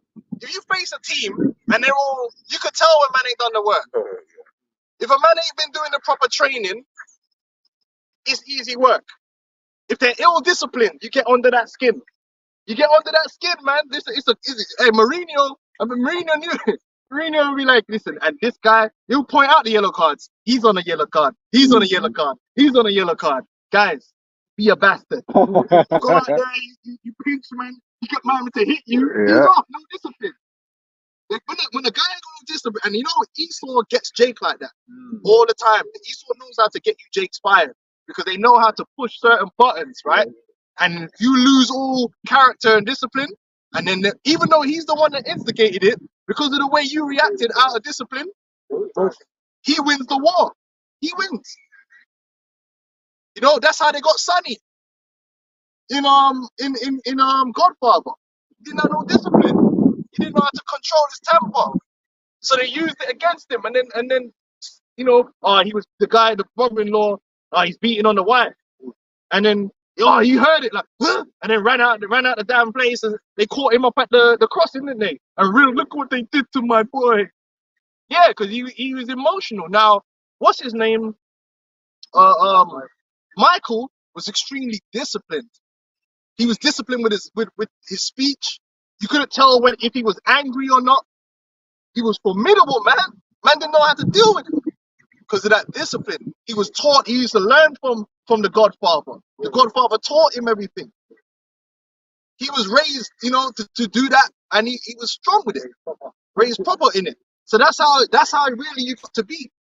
A lot of these young men out here, they ain't taught nothing. They ain't got no knowledge, wisdom, or understanding at all, which is found in these scriptures. They got no discipline, no knowledge, no wisdom or understanding. All they got is emotions and impulsive behavior. And you see it. That's why they're just on flipping Instagram all day looking at booty, and they ain't got no, what are they doing with themselves? Wasting time. All they do is waste time. And then 5, 6, 7 years go along and you end up doing nothing. That's what the enemy wants. That's what they want. That's what he's Because it makes you vulnerable. Yeah. That's why you're bending over for the so-called Jew, man, and he's giving you back shots, man, because you couldn't do your own thing. Weak. A lot more Jake's filling up for the 360 deals more than ever. It's easy, isn't it? Yeah, it's easy. Or you want to be an influencer because you're weak, man. Yeah. Ain't no skill in that. Yeah, you heard that story about the guy that went to the mansion party, full of influencers, and his friends all took the bag basically. He had to do the brave things, and he was like, "Fuck, some guy out, I'm getting out of it." Yeah, that's it. Hey, look, because guess what? Being an influencer is it's the same as being a prostitute. There's no skill involved. You just have to be a fucking clown. They're not even a high-level comedian. I respect a guy who could write comedy. They're just being an influencer is bullshit. It's the male equivalent of just taking your tits out. You don't need no skill. You just need the tits. A nigga would rather do that than go learn some carpentry, because that takes time. That takes discipline. That takes effort. And he ain't ready for that, man. For his friends, he shall rejoice of him. Though his father died, yet he is as though he were not dead. That's the whole point. That's why the scripture says we were supposed to teach our children the law from the time they were young. So you set the standard, they learn the standard, and when you die, the standard keeps going. But the standard is one of productivity. So that you're basically replicating something that works. It's like a franchise. You know, man, got a franchise, and you know these are good chips. That's how you make a good burger. That's how it's the benchmark. You're replicating it. This is the idea of having children in the first place, to make an image like unto yourself. Moses did the same thing with Yahweh Shai, made an image unto himself. Right? So that's what you want. You want him to be like you, to have the same, the morals, the standards that you had, to keep them going on for generation to generation, to make sure that your family life is prosperous, man. Yeah. But this is why most families are fuck ups, man. They're all broken up, they're all fucked up, man. They ain't doing shit. because the family's weak, and if the Even family, when they get money, sometimes when oh they yeah, get money, they still get fucked yeah, up because but they got guess no what? discipline. Money, and I keep saying this about money. Money is a tool. Money is just a tool. People forget that money is a tool, and it's about you. It's not about the money. You give a crackhead $1 million, you think he's gonna become anything? No, he's gonna buy as much crack as possible and fucking die because the money just allows you to do what's in your heart. If you're a guy that you got problems that all you care about is like cars, you're gonna get the money and just buy a car. Or all you care about is women. Well, women are gonna take all your money because you're gonna just use that money to do what's in your lust, in your heart to do. If you don't have that discipline, knowledge, and the wisdom. Yeah. So you can't just give an idiot money because what's he gonna do with it? Idiocy. That's why that lottery thing, you know, you win the lottery, it's sparking the money. Why do you think the Lord didn't just send down money first? No, he said this. The knowledge, wisdom, and understanding first. We're getting the knowledge of the Lord first. And then we're gonna get gold and silver and those things. We don't know how to manage. Then we know how to use it. But it's like that thing with Dave Chappelle. You know, he gave niggas money, niggas was doing madness, bro. You can't give the hood. You give the hood money, they just gonna go spend that on luxury items in the strip club. Look at Atlanta, right? They were showing that thing that one niggas was going up in the club and dropping like grands. Grands for these single pair of hoes in the club. And they were competing with each other. Bro, do you know how that is so unproductive? Them niggas could have took if they were throwing them grands away, them niggas could have just spent like how much is alcohol, bro? They could have just had a party, because that's what you want, right? You could have just had a party, had the women, spent a minimum of like 500 or whatever. And then that extra $3,000 that you just threw away, you man could have put that together and actually done something productive with it. They not productive, nothing productive giving money to strippers. Got precept from the comment board. Yep.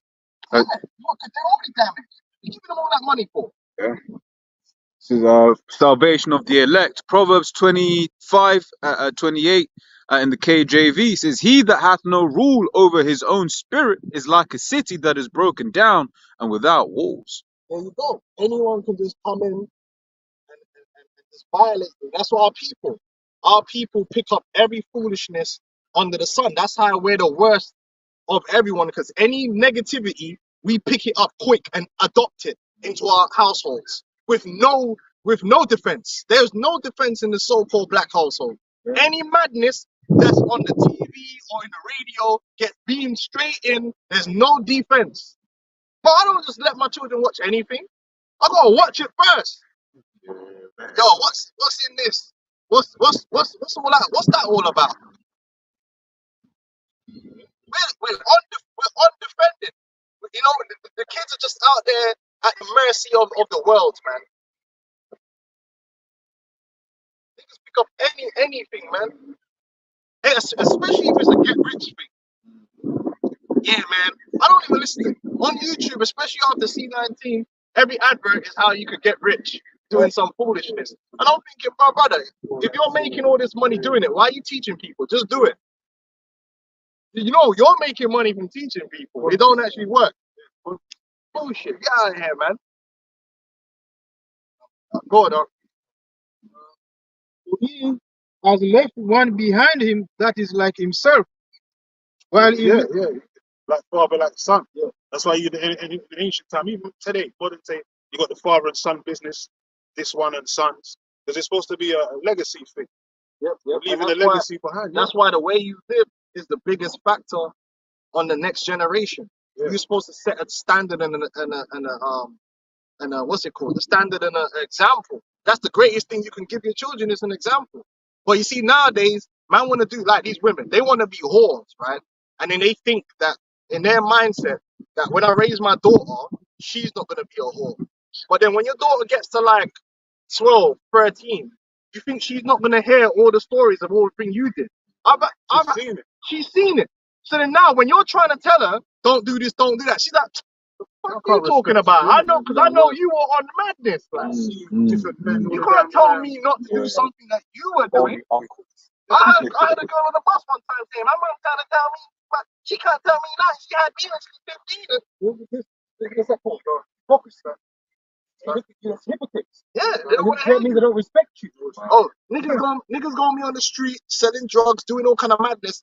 9 times out of 10, what does their son do? They get caught up in the same street cred.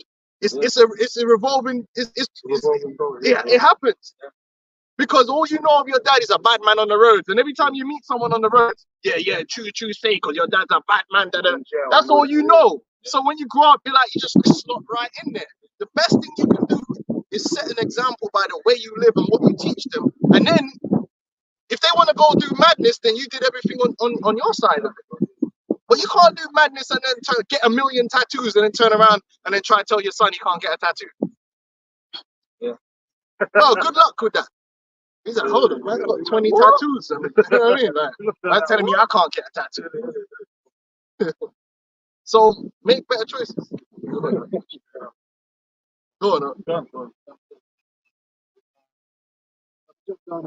He that maketh too much of his son shall bind up his wounds, and his bowels will be troubled at various cry, at every cry. That's the spoiled child. If you don't discipline your child, they don't have no boundaries.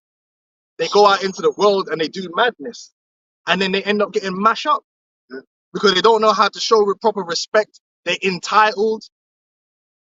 And then they get mashed up out there on the streets. Because out there in the world, next man don't care because it's not his son. Yeah. It's like, what's this guy on? Rifle. You get me? It's just done him in straight. Shank it, man, get shanked up on the streets because you don't want to listen, or because man told him, yo, don't hang around in them parts. Man still go hang around in them parts and get shanked up. Now you're on BBC crying. Yeah. With the title alone, rapper Son 22 of gangster Mark Duggan, whose fatal shooting sparked the 2011 riots, is arrested at an airport over firearm charges. Yeah, because he got the rep from his dad. And everyone used to look at Mark Duggan like he was innocent. So they just grabbed the guy from a car. He was in the cab. They just grabbed him. No, that had a history of fucking violence, man. Yeah. Gang and all that. Now look at his son doing the same shit. Yeah. It's like his son ain't getting blown away. Yeah. Well, you had that, Chris Carver a couple of weeks. He's trying to drive into the cops. It's like, what did you expect? Yeah. Was associated with another company. Yeah. Because he never learned. First of all, one of the first things that I know I used to learn is, yo, you don't hang around with people. Oh. Because when you get entangled with their foolishness, who are you gonna blame? Enough man are not bad man, they're bad man friend. Well, guess what? You're a bad man friend. When he go and violate next man, and then man turn up to get the get back, and you're standing there next to him. Oh no, I'm not involved. What do you mean you're not involved, man? You right there. They don't care about whether they taking you out too. Oh no, but he was a good boy. He was studying chemistry, brother. If you were such a good boy, you should have been with your chemistry students, man, in the library. What are you doing on the roads with bad man? You see what I'm saying? But that's something you learn from your dad. Your dad would tell you, listen, if he's got any worth, no, don't hang around with them man there. That's not for you. Just in the house and then come out or whatever. No? This was done a site, man. Come on, bro. And us, not broken, becometh headstrong, and a child left to himself will be willful. Willful. And that will is going to be unlearned, right? Not based on any life experience, because a young man don't know shit. And you don't know how much you didn't know shit until you get older. A young man really don't know shit. You ain't got no life experience, man. Like even my daughter sometimes, like, I said, you don't know shit. Like, what do you think? Because you read a couple books. You barely been fucking self-aware. You've been self-aware for about 3 years. Like, well, maybe 4. You don't become self-aware until you're like maybe 7. Before that, it's just you're running on autopilot, man. You've only just been Trying to tell you what is what. And like you know something like about something. Like you don't know shit. Like, you know what I'm saying? But then you start making decisions for yourself and being impulsive. That's why, guess what? Who joins a gang at 40? Nah, serious. Who joins a gang at 30, 35, 40? In fact, a lot of man, if they manage to survive all that shit, you meet them when they're older, they're on a whole different tip if they're smart. I've met man that was really on smoke, and you see, man, yeah, man, oh man, I got kids, I got a family, I'm doing social work as well. Man's whole mind, and this is a youth. When you knew him when he was younger, he was on madness. But he realized, he realized it's bullshit, man. But what age? When he's older. A lot of men as well through that experience, which we try out in jail. Like you lot hear a lot of these jail stories. A lot of men that go into like maximum prisons and all that. And the guy that's in there for life, he's telling them, look, man, you should be here. Yeah. How the fuck Yeah. Because I'm here for life, so my shit's already done. My fate's already sealed. I'm here for life. I won't die in jail. But you got an opportunity to stop fucking around. Get out of there. They ain't pushing being a gangster and all that for them lifeless and trying to get right. Because they know through that experience that they chose the wrong path. It's too late for them. It's not too late for you. the lack of, that's why you need proper guidance, man. And that's something we were surely lacking among our people, man. And they're getting led by 50 Cent and all that. Right. And even them niggas kind of trying to switch it up when they get older. They all try like Ice Cube. Like I said, he's a prime example. When he was young and influential, he's on madness. Now, ain't nobody trying to listen to you, Ice Cube. The young man them that's on the roads now, you old as hell. They don't try to listen to you. You know what I'm saying? Oh, yeah, Ice Cube today. They don't even. Yeah. He was out there, when you had all the influence, you were doing madness, man. Good. So it's from Psalms 50 verse 16. But unto the wicked God saith, what hast thou to do to declare my statutes, or that thou takest my covenant in thy mouth, seeing thou hatest instruction and cast my words behind thee? Right, so what's going on? These scriptures tell us how to live life, man, how to be prosperous in our ways, man. But every time we want to bring them out, there's always an adverse reaction from people. You know? Bibles, I think it was last week during the Easter, there was burning Bibles. Esau's just trying to just straight up proliferate. It's already wicked as all hell as it is. But he's just trying to just like straight up wickedness right up into the earth. No morals, no righteousness at all. That's why the missiles are coming, man. And the Bible's outdated. Let me tell you this for free. The kingdom of heaven is forever. And the same laws that start the kingdom is going to be throughout. The law is eternal. Because life don't really change. Life don't really change. Life is the same, man. This idea that, oh, well, it's 2024, so the Bible don't apply. Bro, what are you talking about? That shows you don't understand that wisdom, knowledge, and understanding is eternal. It don't change. You trying to change it, but then your progressive behavior leads to what? Death. All these new things that come out, like these fads, the little Asian things that man was studying and looking at before, in old times, man. Like the knowledge is never tried and tested. You know what I'm saying? It's like being old. Things have been tried and tested, and you try and change it. But it's already been tried and changed. Yeah, it's been tried and tested, man. And you trying to change it up, but really Esau's changing up to something worse. But it's like it's a new thing. Oh, it's new, so it's better. No, man. Some things just work, man, forever. Some things won't change. No matter if it's thou should not murder, and if a man murder, you put him to death. That should never change. There's no point where you can flip it up. Because people are still people.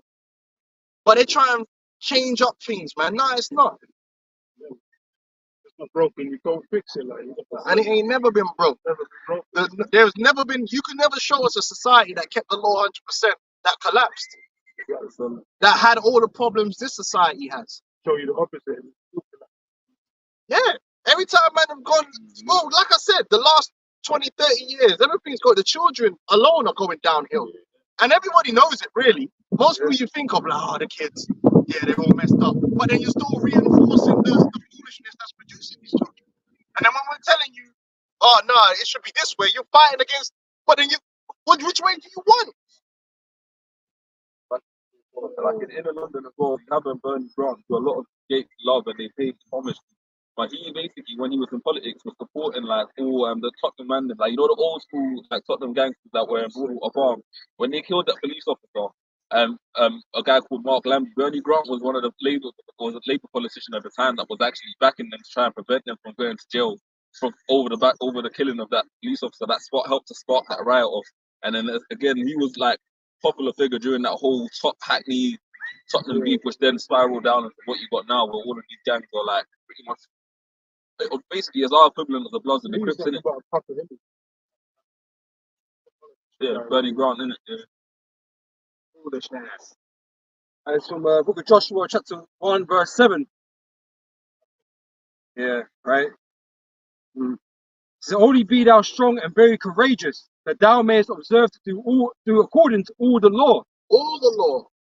All the law. If you can't pick and choose which part of the laws you like or nothing, it's a complete law. The law never left nothing out. It's a complete law. Yeah. It covers property, Everything. marriage, everything. Everything can go back to those principles. Cost of living, you know, Yeah? the wages, covers everything, literally everything. And then if you want to really break it down, what did the Lord say? Love the Lord thy God with all thy heart and love thy brother as thyself. This society don't live on based upon love thy brother as thyself. This society is all about being envious and jealous and hating. My brother's keeper. They don't really believe that. But how are you pushing I was watching the thing over there. How are you pushing abortions? That's literally killing babies in the womb. It's like the most vulnerable person in the whole society. If you could do that, then no one ain't off the like. Yeah. Look, everyone knows you kill a baby is worse. Let's be honest. Like, no. But let's be honest. Like, you know you're getting a death. Listen, this is what we do know. Yeah. Let's say you go to a state. Yeah. Like, what is it? I think Florida. They still Yeah, got a death penalty. capital. Yeah. It's Let's say you kill like a normal, yeah. slow-looking guy like The Rock. You just shoot him in a disturbance. Yeah? You're gonna get life, right? Kill a baby now. Yeah. Just shoot a baby. Yeah. No, bro, you get life. Why? Is it not life equal? Technically, yes. But some killings is people look at it. It's based upon the vulnerability of the person that you killed. It's just like if you run up and punch a granny, man are gonna look at you like, yo, but why'd you punch this granny or you punch an old man? It's worse than punching someone that's young. Yeah. Even the old people would have that punch code in it. Don't touch women, children. Yeah, like because it's the level of vulnerability when you perpetrate. So the most unprotected being among all humans is a baby, because a baby can't even survive by itself. But then even more is a baby in the womb. Like, it's like, what are we doing here? It's like if you see a heavily pregnant woman and she's back in yak, everyone's gonna be like, "What are you doing? Like you're pregnant." Yeah. Well, what? It's just a clump of cells. Yeah. Yeah, no, this. But once they get you to be running with that foolishness, then obviously, look, any other death is, who cares, right? They were, most they used to shanking each other up in the street over like Jordans. You're shanking up babies in the womb, so why not? Only be thou strong and very courageous, that thou mayest observe to do according to all the law which Moses my servant commanded thee. The dietary law, it's important. The dietary law is important. Then, listen, these feminists, right? I just want the woman to be cooked first of all. It wasn't, and this is the common misconception of the whole narrative. Men cooked. Throughout all history, men have cooked. It's just women cooked more. Yeah, like this idea that men never cooked and women did all the cooking. No, women never did all the cooking. That's foolishness. That shows you they don't live in the realm of reality. But let me show you how important it is what we're talking about here. When you're talking about cooking, you're talking about nutrition. Yeah. That's one of the most important things for your family. Yeah. Is to be healthy. Yeah. Which comes with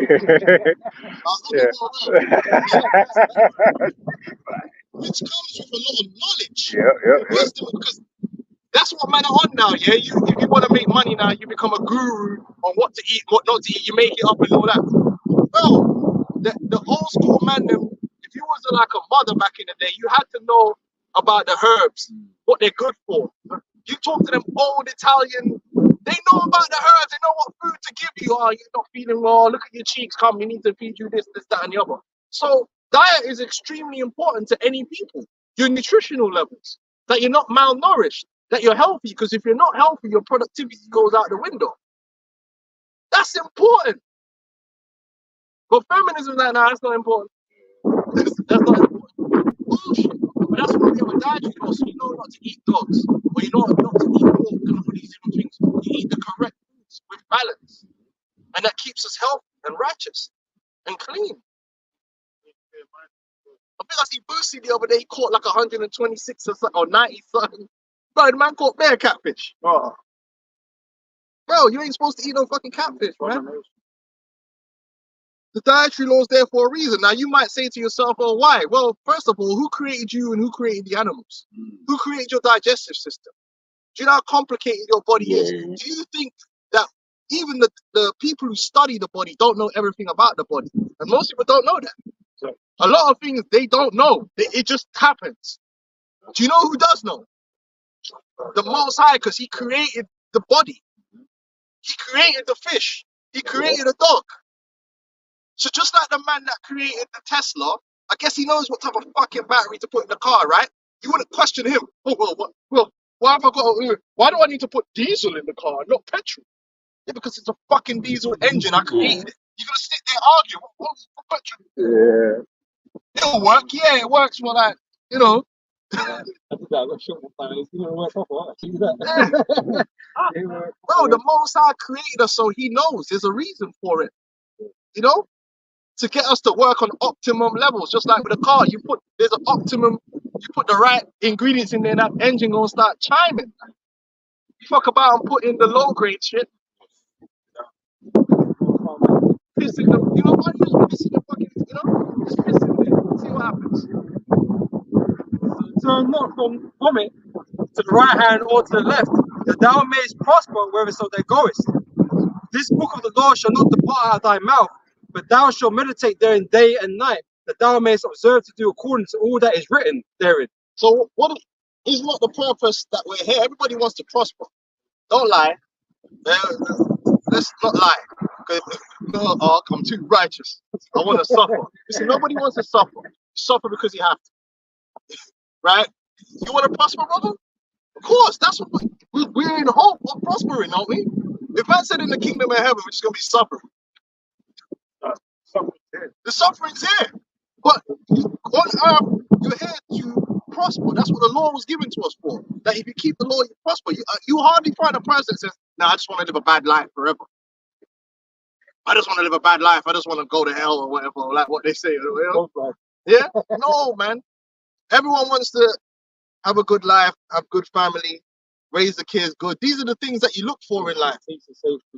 So you follow the principles that the Lord set, and that's what you're going to get. He just said that you may prosper. Because if you don't follow those things that the Lord set forth, yeah, you might get temporary benefits, but you're not going to get the long-term prospering. The thing that engine gonna blow out on you, man. That tire gonna, you know. Then thou shalt make thy way prosperous, and then thou shalt have good success. That's it. That's what everybody wants. Let's not lie. We all want success in life, right? Yeah. So then you follow the ways of the Lord, and we would have that success. No, but that path is harder than what Esau presents. Esau presents a path of success, another success, but it's the easy way. But the easy way is you doing wickedness, basically. You fulfilling your And lust. it all goes. They go sour after a while. So the law requires, obviously, discipline. That straight and narrow is discipline. Yeah. You know, that's what the law requires of us, man. Because throughout our whole, time as a nation, we've lacked discipline. Yeah, but you know Pretty what? much most of the I time. like you need rules and you need boundaries. Because without rules and boundaries, you can't have fun. You ever play a game of cards with no rules? Yeah. Try it. Try getting your friends together, right? And you play a game of cards, yeah. But anyone can break the rules anytime they want. See if it's fun. Yeah, it might be fun when you do it. I'm gonna change this, then he changes it, and after a while, the game is long because no one can win. I mean, what is winning now? And it just all falls apart. You need the boundaries, and that's life. You can play a game of football with no rules. I'll just handball it. Yeah, man, do what they want. They do what they want. Then it's just like there's no fun. The fun has to be within boundaries and discipline and success. Boundaries are important to life. Order is important to life. When you remove the proper order and the proper boundary, nothing good can come. In the end, everything breaks down. If you run a factory, you got to have certain things set in place to get that factory to run long term. You start changing things here and there, and it's all messed up. Yeah, the factory might still operate for 5 months, 6 months, but eventually it falls apart. It's just like maintaining a machine. You don't do the right things, yeah, it will still run, and then it breaks down. over leverage yourself and give my credit. They can't pay it back. The pieces of money system. That's why most James says that the money, gold and silver is counted.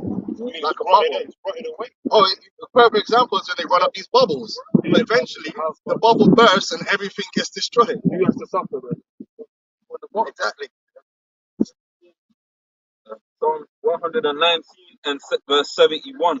It is good for me that I have been afflicted, that I might learn thy statutes. The law of thy mouth is better unto me than thousands of gold and silver. Thy hands have made me and fashioned me. Give me understanding that I may learn thy commandments. They that fear thee will be glad when they see me, because I have hoped in thy word. And a good example of that is America. Make no mistake, man. America has riches, man. Gold. There's a lot of rich. Like we could talk about FRNs, but put the FRNs to the side because most of these people they have wealth in other than cash. And cash is these people have gold. They've got silver. They've got precious rubies, diamonds, and all these things. But when their missiles come and they get destroyed, that money can't deliver them. So the most important thing was being right with the Most High. In fact, the missiles wouldn't have come in the first place if they was right with the Most High anyway. And that's what this whole thing is learning, that the principal thing is a spiritual thing. Fear the Lord and keep his commandments, man. Because nothing can go right outside of that. And that's what history has taught us. Calamities, man. It always falls apart, man. Always falls apart. It ain't gonna work. That's what we're watching now. We're watching everything recently, we're watching this place fall apart. There's no, like, these sort of things are going to run a kingdom forever, man. But you can see this is not what's going on. There's no way it could possibly go on like that. You know, all these empires did the same thing, and they all got disbanded. You know, Yeah. so you know you're gonna have your time, and we're in this time. We're in your time now. Time on your end. You know, Most High put in the bounds which he cannot pass. Gave everyone a chance. Time and chance has been. He let Esau rule the world. People do. Look what he's done. Went into the town, mismanaged the earth. Now it's his time to go. He needs to be the ultimate example of what you don't do. Yeah. The ultimate example beyond Sodom and Gomorrah, because he's gonna be notorious, man. Yeah. So yes, Yeah. the biggest fuck up the earth's ever had. I've got another one from the Common Board, Salvation of the Elect again. It says Ecclesiastes 7 and 12. Wisdom and money can get you almost anything, but only wisdom can save your life. So what is going on, but the beautiful thing is when America is destroyed, it's going to be a perpetual memorial to wickedness, man.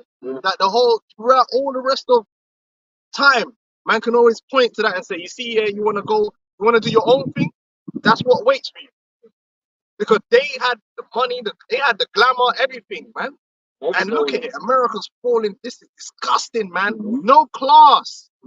Man, they just hoard them and disease and STDs and it's disgusting, man.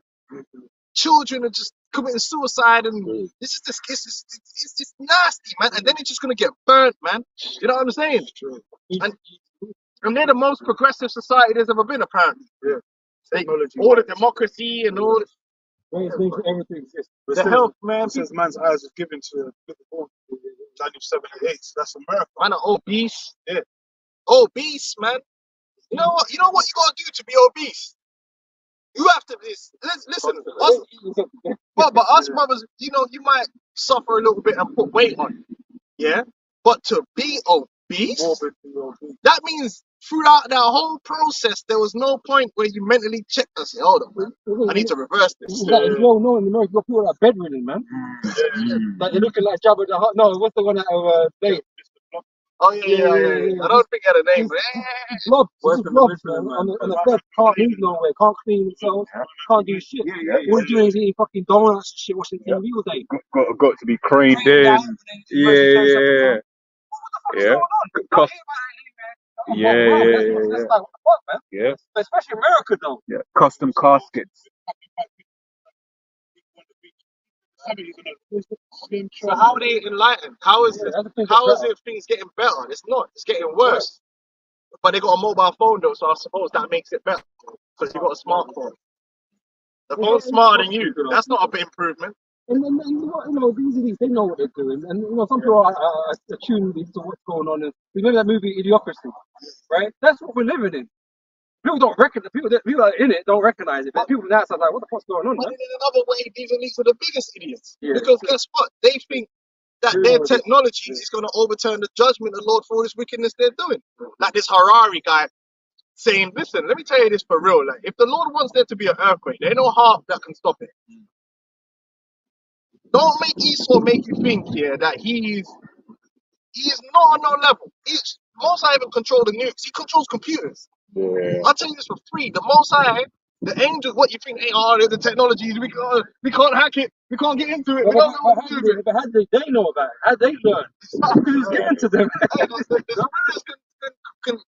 they can override anything in this world, man. Experts, man, What? and everything. Yeah. The proof of that is how many times phone or computers bugging and you just have to turn it off and on again. The program was set in there, but for somewhere in the technicals, it was like, nah, this is fried. Yeah. So proud. But they really don't really have much reason to be proud, because even with all the technology they have today, they ain't nowhere near the Most High. Mm. Crashing bolts. Old, ugly, and they're dying still. Yeah. And people are, well, but what else would you expect was going to happen? They're not going to live forever. They've been dying. Listen, I'll tell you this for free. Charles' dad died, right? And his dad died before him. And his dad died before him, and he's going to die. And that's never going to change. And they all died ugly. Why? Because they can't change it. All this technology they have, and they still don't look no. The Most High is still that legendary. All they got is that nasty Botox and plastic surgery. And if you notice, you just end up looking like an alien. All these people spending this money on the Botox and the plastic surgery look messed up. They look messed up. They don't look better, and the older they get, the worse they get. I thought the whole point was to look young forever. No, you look like you look like a monster, a mutant. But you got this Harari character. Well, in the Old Testament, if we did something bad, God would send a calamity. But we're getting to the point where we got the technology. Man, shut up, man. Who the hell you think you are? And that shows you really fucking stupid, man. You really think that you could mess with the Most High? The Most High control everything, man. Control you. If the Most High can hack a human, how the hell you can't? Come on, man. What's wrong with you? That pride, boy. But do what you do. Continue, because you're gonna have to do it. We see, and you're gonna be in slavery, man. Very soon. And we're gonna rub it in your face too. We're gonna rub it in your face. I thought you was the Illuminati. I thought you had it all figured out. The Most High set it up to be pop. Yeah. So this is like Just staying amongst all the heathen. especially that Harari character, man. With that, look at AI now. Let no man deceive you by any means, for that day shall not come except there come a falling away first, and that man of sin be revealed, the son of perdition. And that man who sin is Esau, because what Esau has done, right? He's a murderer. We can all agree on this. He's a murderer. The man loves blood. Don't get it twisted. They love blood. Blood has always been the go-to. This is how they have gotten where they are in the world, and they want people to forget that. But the fact of the matter is, yeah, they didn't get where they are in the world because they were moving like Ned Flanders, yeah, in Simpsons. Oakley dokley. That's not how they got where they are in the world today. Badness is where, listen, let's just keep it 100%. Real badness is how they got where they are in the world today. And I'm talking about, I'm talking about real badness. I'm talking about the badness where you kill a man's grandmother if you have to. You kill a man's mother. You make an example out of people. I only said that because Oh, gotcha, yeah. birds actually move like this. The birds. Worse They're than very deceiving. very like Esau went over to the America. Let's not forget how he got America. He didn't just go over there openly, locally. Oh, hello, my fellow human. I love you. Let's work together and take care of the planet. No, man went over there and he had the blicky. Let's keep it real. Yo, he had a cutlass. He had the blicky. He wasn't care. He didn't care for the children. He shoot the children. He shoot the rascal mother, the father, the grandparent, the buffalo. Chop hands off. Set dogs on people. Torturing people.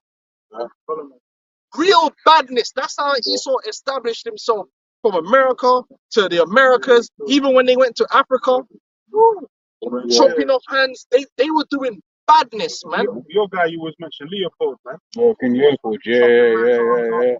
Oh, that's how they did. Now, the whole idea was, well, they changed. The human rights now and all this stuff. And that's why it's beautiful, because we know this bullshit, because we see what happened during the Iraq war and all these different things for the oil.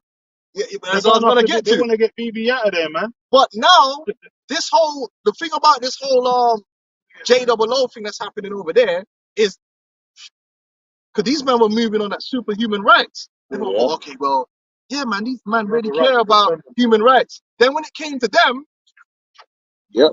all political party, there wasn't one political party that was standing up in the UK. Labour's supposed to represent the working class. They hurt now. They're like, shit, man, we should have said something now. Because they need the votes. Their voter base is all anti-Israel. And they were stush. They will ask them, yo, so is what them man doing over there war crimes? Eh, well, you know, Now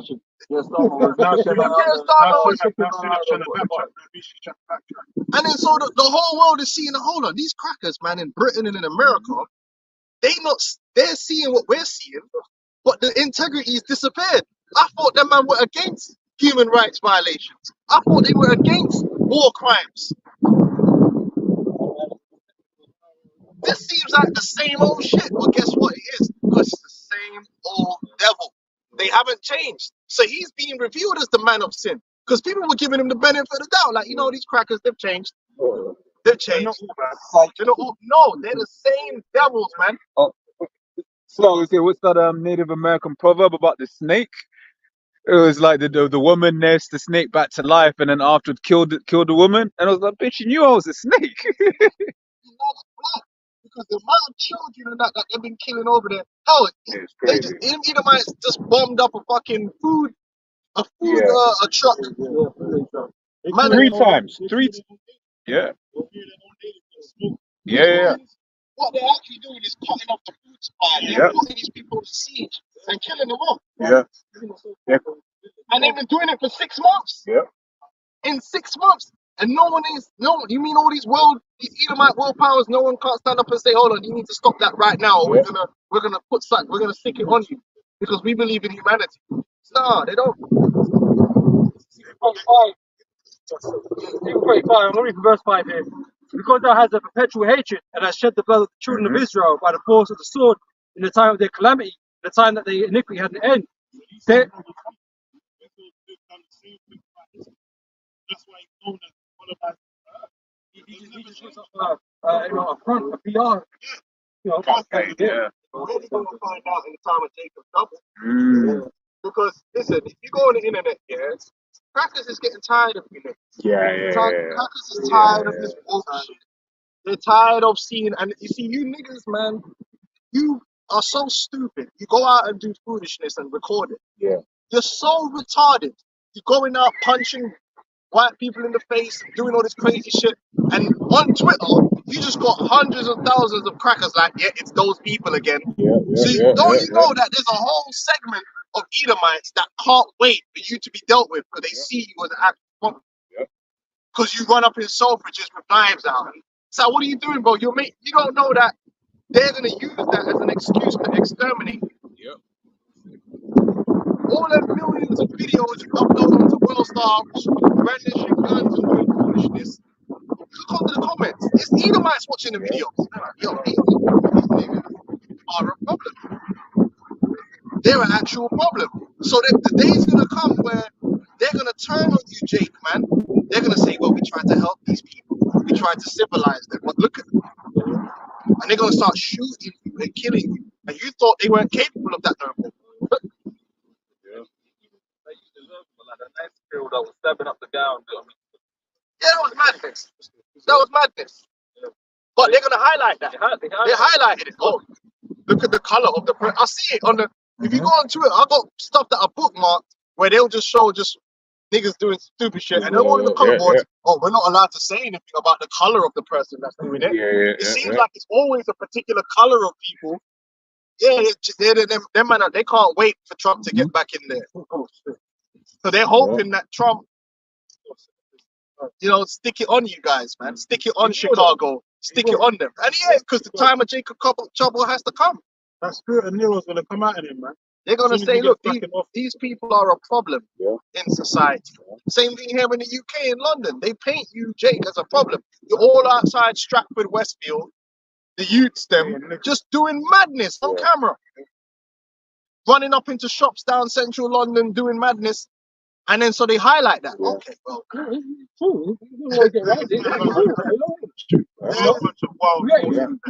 You're not actually worried about Edomites. Yeah, You know what I'm saying? We're concerned about them. But that's because Esau's going to use that as an excuse. Mm-hmm. Because it's not every Jake, but they exist.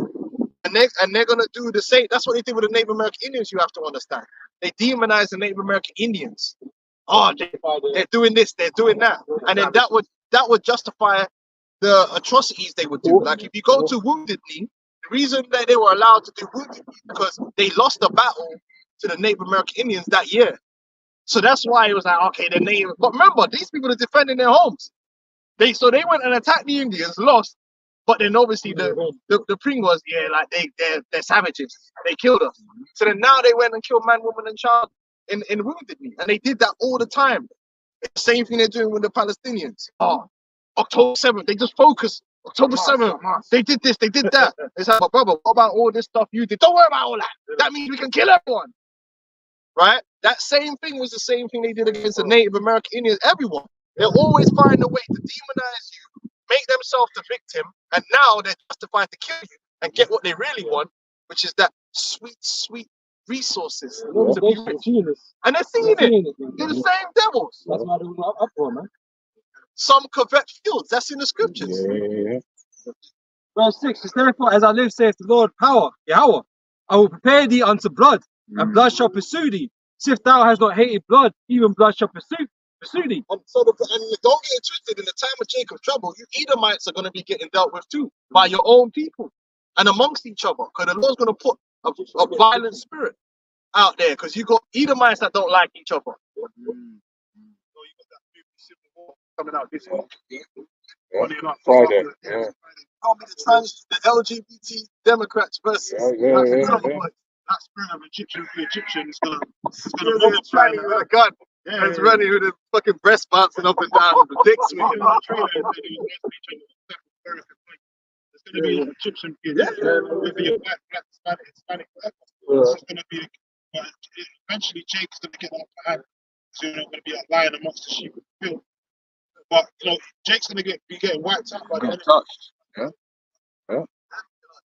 Chaos. And in chaos, shit happens. Yeah. Got like new builds in the middle of slums, like Tottenham, for example. Yeah. Well, London's got a lot of people in there. It's like fucking 11 million or something like that. So that's 9 to 10. 9 to 10. It's a seventh of the whole of the UK. You know. Like we're done, because when you really think, because America's what, 350 million people, and here the UK is 70 million. So it's like we're a fifth of the population but we fit into New York. It's crazy. It's crazy.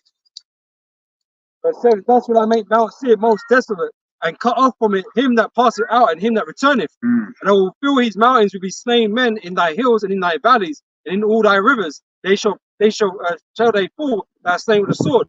I will make thee perpetual desolations, and thy city shall not return, and ye shall know that I am the Lord. Right, so all that they built in America, they built a lot, man. Listen, from the time when they took over that land, we're not playing. It is what it is. They built a lot. It's a lot of greatness. I'm not gonna lie. They got cities all over America, big ass skyscrapers.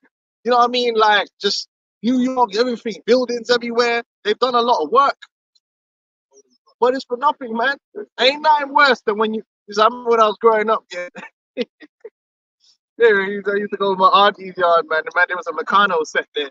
You know, Meccano take ages, and like fuck him anyway. But the woman that my auntie was the man that my auntie was dealing with had a son, built something. Man, I broke that shit down and built. My man come, he was pissed. Yeah, because there's nothing worse when you build something and it gets broke up. Because it's like, oh, I did all that for nothing. You know what I mean? You build, it's like building a house and you just watch it burn. That shit hurts, man. You see the man with a tornado come, he just built a house. And it's all nice the way you want it. The tornado just come and rip that house to shreds. That's one of those painful things. I just, in all that energy and time, I went into building it. And it come to nothing. And that's what America's going to be. That's why the Lord is not going to leave nothing where you could say, well, at least that's still standing. Yeah. Malachi 1:3, I hated Esau and laid these mountains and his heritage waste for the dragons of the wilderness. Whereas Edom saith, we are impoverished, we will return and build the desolate places. Thus saith the Lord of hosts, they shall build, but I will throw down. They shall call them the border of wickedness, and the people against whom the Lord have indignation forever. So there's going to be no memorial in terms of any greatness for Esau. Like, you know, right now you got the seven wonders of the world, and you got the pyramids, and man, not like wondering how they were built. This is what we do know. Ain't gonna no money gonna be wondering how your shit was built, because it's all gonna be destroyed. Beginning with America, but even in Europe, the chariots are gonna destroy all this foolishness, man. They're gonna bring it down to the ground. There's no need for it. It's gonna be a new heavens and a new earth. Righteousness. We ain't gonna be, oh, okay, that's where we used to have our meetings. Nah, it's done. Break it all down. The thing about it, was only going to do it within 1 hour. We spent all these decades and years building all this, all fit to be dismantled in 1 hour. Like that bridge. Yeah, this is short. It took them like 5 years to build that bridge, man. Yeah.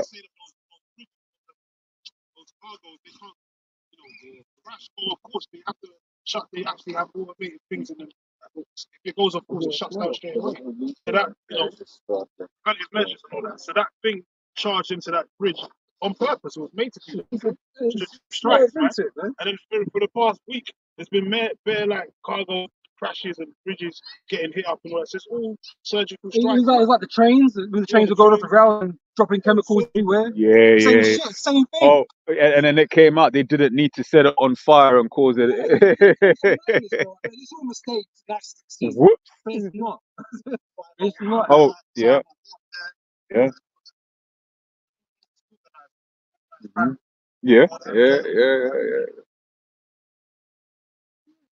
That's all right. We don't care. Let them dismantle their own society. That's ushering in our society anyway. This is the most using them on the left hand side to do this madness, man.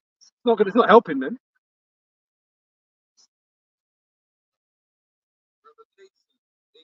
And the kings of the earth who have committed fornication and lived deliciously with her shall bewail her and lament for her when they shall see the smoke of her burning, standing afar off. Yeah, everyone's going to witness America's demise, man. Afar off. And everyone's going to witness it on the World Wide Web. That smoke actually is gonna traverse the earth because of the current, man. The rivers in the sky. Rivers in the sky, man, are gonna take that gas, that smoke all over the earth, man. Because that's a large land. That's a lot of smoke, man. That's too much smoke for any one man. I tell you that. Yeah, it's gonna be dark. It's gonna be dark, man. That ain't no, even when you have like a building on fire, like what's that one that happened, Grenfell, yeah, right? Anybody in that region, it would have been thick, the smoke, because I remember on the islands when you used to have the volcanic explosions, blood, it used to dark out the place properly, and even certain other islands used to get dark out. So, but imagine that's just a volcano. We're talking about a whole fucking landmass that's like half a continent getting put on fire, man. Hey, yo. It says what if that's why those East Asian nations next to China, that's why a lot of them will wear masks at certain times of the year because they got a concept called yellow dust, because all of the pollution, that's just pollution that comes from the factories in China. over into their lands where it's like it gets so thick you can't breathe. So imagine now you're actually burning an entire country. Yeah.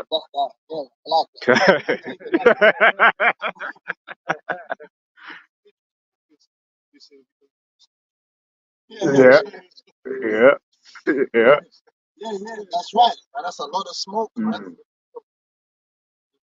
They're standing afar off for the fear of her torment, saying, Alas, alas, that great city Babylon. And the fear because the whole earth is gonna shake. The Bible says it's gonna shake to and fro. And ain't nothing more scarier than when the ground ain't solid underneath you, man. Because that's how much energy is gonna be piled onto America when it's destroyed, man. It's like the Most High punched the earth, man. You know what I mean? It's gonna be everyone's gonna be like, yo, it's gonna massive earthquake, and then you got chariots and all kind of it's gonna be crazy, man.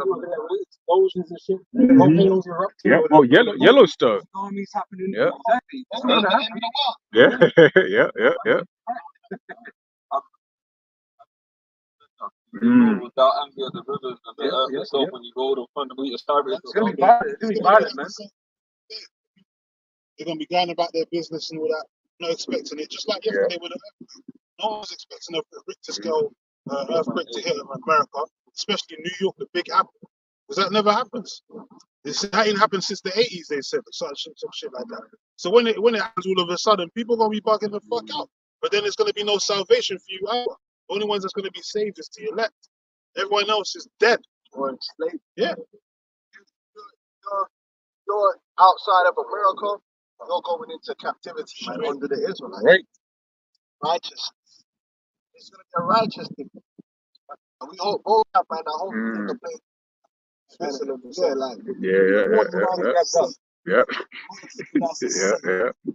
Yeah, because I know brothers want to have words with you.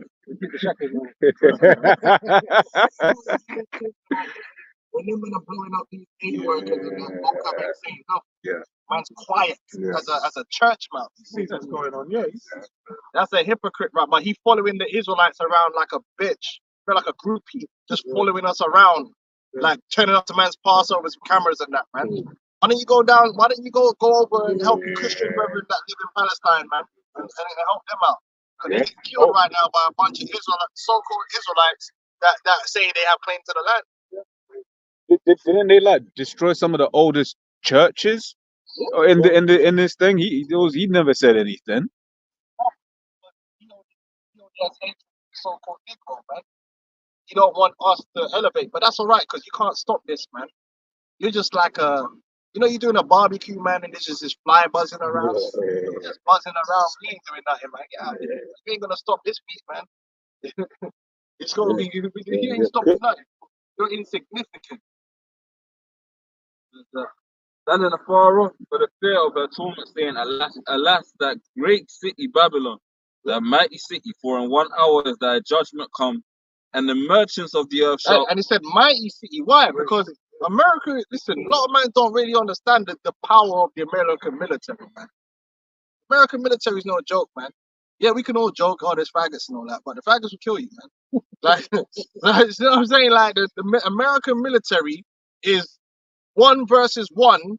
If you was just to put it on paper, like if you was to say like Britain was to go to war with America, just take the nukes out of it. Don't even bring nukes, just conventional warfare. It's not even a war. It's not even a war. We're talking about like 350 million people. They can call on all kind of guys to join up in the military. And they're already gun trained, a lot of them. Already gun trained, and we're talking about they got the money, man. They spend so much money on that military. It's crazy. It's like the difference between Real Madrid and Burnley, you know? Not even Burnley. These men like spend the cake on the military, man. So that's why they're so proud. That's why they're so stout. Because they're like, listen, nobody don't really want to go. Nobody don't really want to get at us. Nobody don't really want to come toe to toe because, boy, like, it's not looking good on their side. Never been attacked like that. That's why they never been, no one's really stepped to them like that. Because it's like, yo, when you really look at it on paper, the American military is a serious beast to deal with, man. Maybe some proxy war in the Middle East somewhere, you know what I mean? It's never direct. But they're spreading themselves thin and doing everything they shouldn't do. and through the Spirit of the Lord, they're gonna, and that's why it says, man, that mighty nation is that raw of all the nations. Like if it happened to Iran, it'd be like, all right, cool. Yeah. or North Korea, got wiped out. You'd be like, yeah, North Korea. Yeah. But America to get total destruction like that, Yeah. it's a big statement the Lord is making there. Like, yeah, that was the top dog. That was the MVP. That was the number one pick. Yeah, Just go cleanse out of existence like yeah. that. That's the one everyone would think. If you were to say who's the last nation to be completely destroyed, everyone would say, well, it's America because they're the most powerful. Yeah. But if I can't, when the Lord's with it, the Lord's with it. Because there was the same thing with Alexander. People was like, "What, you're gonna go to?" Yeah, He was not shit back then. yeah, At the time he was running around doing his thing, man. No yeah, one could take him down. But then yeah, the savages. yeah, You know? that's it. That's fucked up. The Persian military was serious. Yeah, But the American military make them look like nothing. exactly. And they got that fire that comes from the sky, and they got the money, because in a war you need money to fight a war, and they got unlimited resources, man. They fight in 20-year wars. They fight wars you forget about. I remember 20 years just racking up that debt, to keep it going. The American military is 1/3 of NATO's military, and NATO's 30 different individual countries. See, that's my point. When you look at these individual countries, you stack them up against America, you understand why, No man can cross. like, yo, this is what the Lord did that on purpose. And the scripture says the Lord has delivered us from the enemy, which is too strong. That's why the Most High had the bear, raised up, man, and allies. Not just the bear by itself. The bear's got allies, man. The bear needs allies. And that's why You know? no one respects the Israelites, but it was meant to be like that. We're actually the weakest military power really there is. Because we don't have no military power. We don't, man. Don't even have no land. Benjamin, you want to talk about Benjamin? All right, put all the islands together, man. What are they gonna do? The Jamaican Defense Force. Motherfuckers, do they even have a fighter jet? Oh, wow. I don't know. Maybe they might have one or two hand-me-down things that someone got, but they ain't got the new things. Yeah. Judah don't have no military. Judah does not have a military. Judah has some gangs, yeah, with a couple of weapons, yeah, but that's not. First of all, that's not a military. A military is a serious, organized unit of disciplined men with technology ready to fuck your shit up. Not a bunch of men that's willing to pop each other, wives and kill each other over some 40 ounces and all that stuff. They're totally disorganized. Talking about an organized military like what David had. David had an organized military with captains and that was in order. We ain't got nothing like that, man. We're joining their military to get a job. That's the reality of our situation as a people. We don't have nothing. Moab has a military.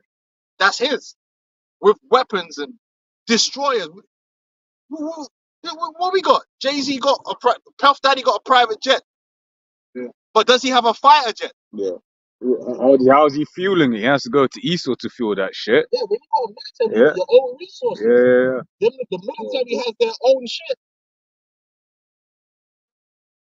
Yeah, I got this. This is Psalms 140, 1 and 2.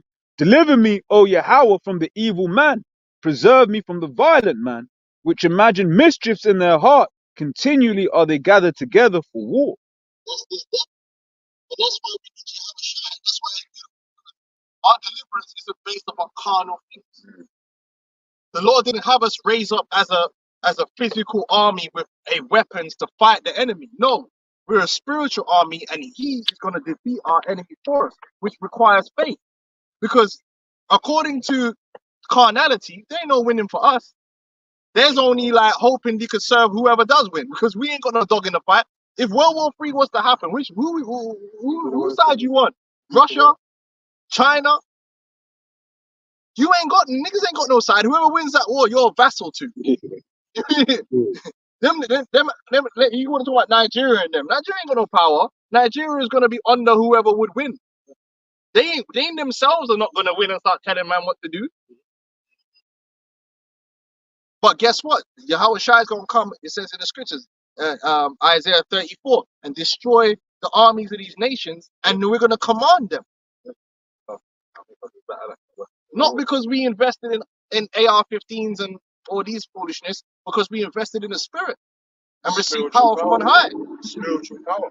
We're going to have real fighting better than fighter jets. Yeah. Got have chariots, man. Homo sapiens and God. Yeah, it's the level of technology that the law is rolling with, man. It's got you bugged out. That's why you got the agencies looking for fucking spacecrafts and stuff, UFO, phenomena and stuff, because you don't understand what's really going on, man. You're sure. That's different level of technology. Yeah. Talk about interdimensional vehicles. And chariots don't break down, man. You know what I'm saying? They don't break down. Yeah, so they lied and said they, the whole Roswell thing. That was a lie, man. There ain't no chariot, no way. No, that was one of their chariots, maybe, but it ain't a Lord chariot crashing. What's wrong with you? Behave yourself. I looked up fighter interceptor fleets top 5. You got the USA at 1,854. Then China way in the back at 1,207.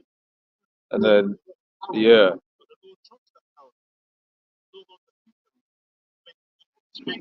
I read it to them. That's why it says the Lord gonna make them. I swear that all them fighters just got Chinese chips. Though. Exactly. Yeah. Well, the most sides have used to build a weapon that can equal any playing field, right? So all these, the most sides can use those weapons that he made you create to destroy yourself with, man. That's what he's done. It don't matter how many jets you got. They don't have any. Yeah, man, that's what it's gonna come down to. Yeah, that's it. Wow. But when you done that, that's not the power. Yeah, they don't even worry about being conquered. That's not something they worry about. That's never a political thing that they're worried about. Oh, we could be conquered. They just worried about abortion or something. Women's rights, their strength is firm, innit? They're not in trouble as other men, like, 'cause America sits at the pinnacle. They're not worried about that sort of stuff. They used to bullying other people and sending their army out. Yeah. They don't ever defend their borders. Their borders are never under attack. But more villages or something. All villages, man. Ain't nobody like. That's why when they said that, you should have known it was bullshit. Like some dudes from Afghanistan wanted to fly a plane into a building. That's death, man. Ain't nobody gonna do something like stupid like that. That's just ridiculous, man. That's how you know it's a setup. Imagine sitting in a room like, what we gonna do today? Yeah, we're gonna go blow up a building in America. It's like, bro, they're just gonna get. You ever heard of Get Back? Even man on the street know that you don't fuck with certain man. That's like me. That's like some little youth here in London. They're gonna go take on the cartel, the Sinaloa cartel. Oh yeah, we're gonna go over there and shut up. Bro, man, I'm like, well, you mad, fam? Them man are gonna come back and just chop off every head, blood. Yeah. No, everybody knows levels. You get me? Like, so why would a bunch of goat herders in Afghanistan want to blow up a building in America? It's like a bee going to a wasp nest, man.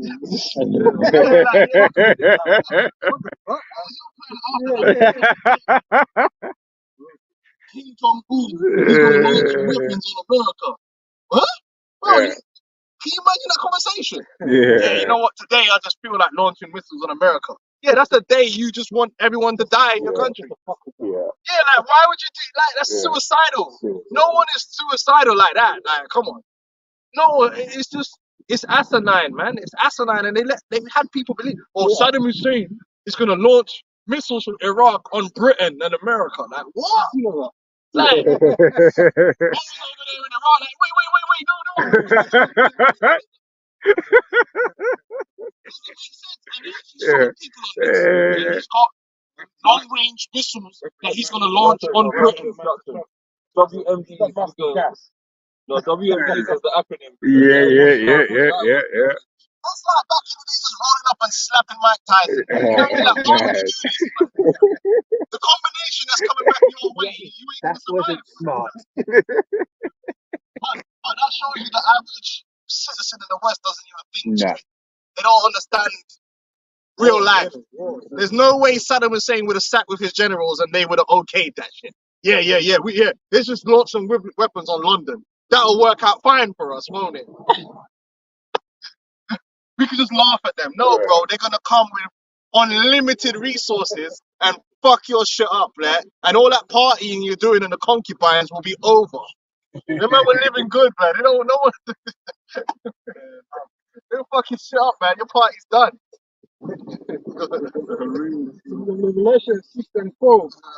And there went out another horse that was led, and the power was given to him that sat thereon to take peace from the earth, and that they should kill one another. And that's Esau. Esau set that's all that stuff. These terrorist attacks that happen in Europe and in London, it's all set up. Yeah. Because the reality of the situation is this, yeah. Throughout all history, every rebel leader knows one thing. If you want the enemy to leave your land, you make it hard for them to be in your land. You don't send man to their land, attack them where they are. That's just going to give them more reason to send more people where you are. It's never been like that in history. Study history. It's always been like the Vietnam, man. What did they do?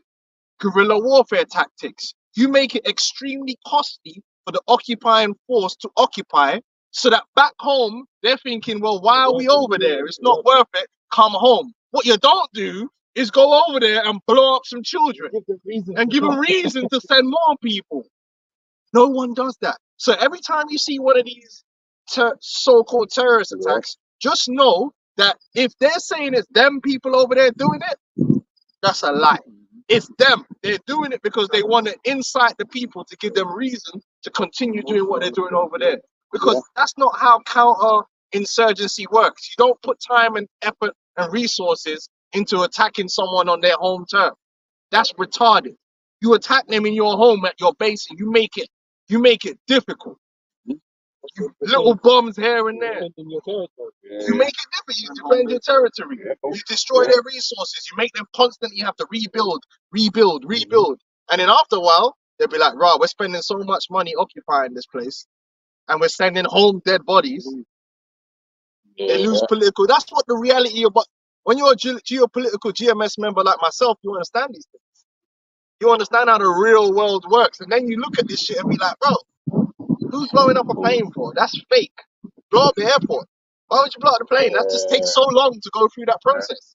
Yeah, because that's how you cripple a nation, man. Their infrastructure, like Baltimore right now. Yeah.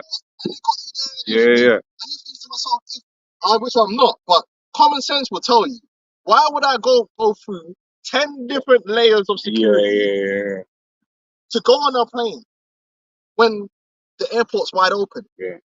And it does more long-term damage. It's more fearful too. Yeah. It don't make sense. Like, that's how you know the whole thing about people hijacking planes is just bullshit. It's bullshit. No actual terrorist sitting there coming up with a plan would do the hardest thing to do. Like, Spend hours in flight simulator. You know, Microsoft Flight Simulator, like bare years learning this is how it's done. When you find reduced resources, you find the most efficient and whatever takes the least resources, most efficiency and most impact. Right? You don't find the hardest thing to do and say that's what we're gonna do and get caught. Oh man. That's why man's were robbing. They caught on. Why rob the bank? It's too much now. Just rob the cars when it leave the banks. It's easier. You know, and then man were doing the transit, the G4S banks. It's like, what am I doing trying to go all up in the bank, trying to get into this big ass safe, man? Just get the damn fucking truck and let's get out here. And the sword, and unto him, and there was given unto him a great sword. Yep. Esau's got a great sword. The money and the resources they've put into destructive power is crazy. You go on to YouTube, type in one of these weapons conferences they have. It's crazy. Man, weapons. I remember one time I saw this tank, right? Esau was bashing off over this tank on that future weapons shit. They love it, man. They really love it. They get hard. This tank, right, can fire rounds. So obviously, normally, say like you want to hit that building, you bust off the shot, right? And then it's gonna hit. But then once it's hit, you got to reload over here to a certain degree and bust off another shot, right? So by the time the first shot's landed, they're ducking out. So then the second shot hits, they're gone. So what they did was they designed a tank that's almost semi-automatic, but the trajectory can change. So that it will calculate. So the first shot will go higher, then lower. So it will hit the target with like 3 shots, but they're right close. So be like boom, boom, boom. So if the one tank you can hit that house, man ain't got a chance to like, oh, that hit, so I can move. No, you're getting hit, boom, boom, boom. That's it. You're dead. Doesn't even give you an opportunity to leave because that's what they would do. They would just, okay, you hit the house, they'll move to another house. You try to hit the house again, there's no one there. Oh, Esau's on a different level, man. I was like, oh shit. It Like, was. yeah. Like I looked at one aircraft a little while back. The Boeing F-15X Eagles, not two. It just sounds evil, man. 30 billion each. They got 126 Yep. of them. But That's the mass alone. man. yeah. But then you got to remember there's maintenance. There is payload, the missiles on them, the training. Oh, because the visor alone that the pilots wear is like 400,000, and each pilot needs their own one because.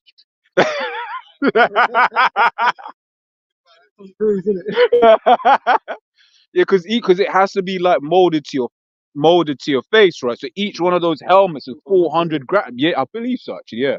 Yeah. Or them, yeah. Yeah, this man would just jump into a jet. That's a lot of training. Yeah, man. yeah, Only yeah, yeah. like Formula One time. Yep.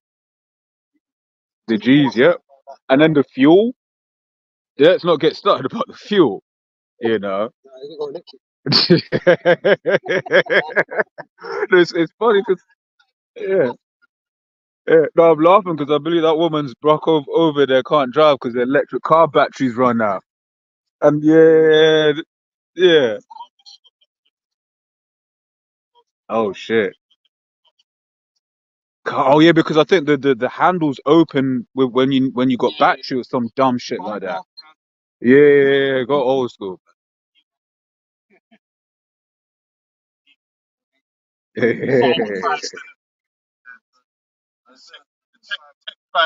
Silicon Valley Christ. That's what it is.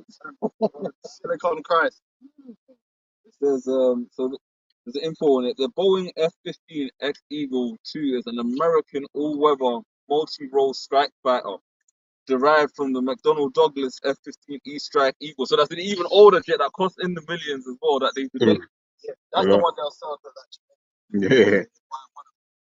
Yeah. That's it. Yeah.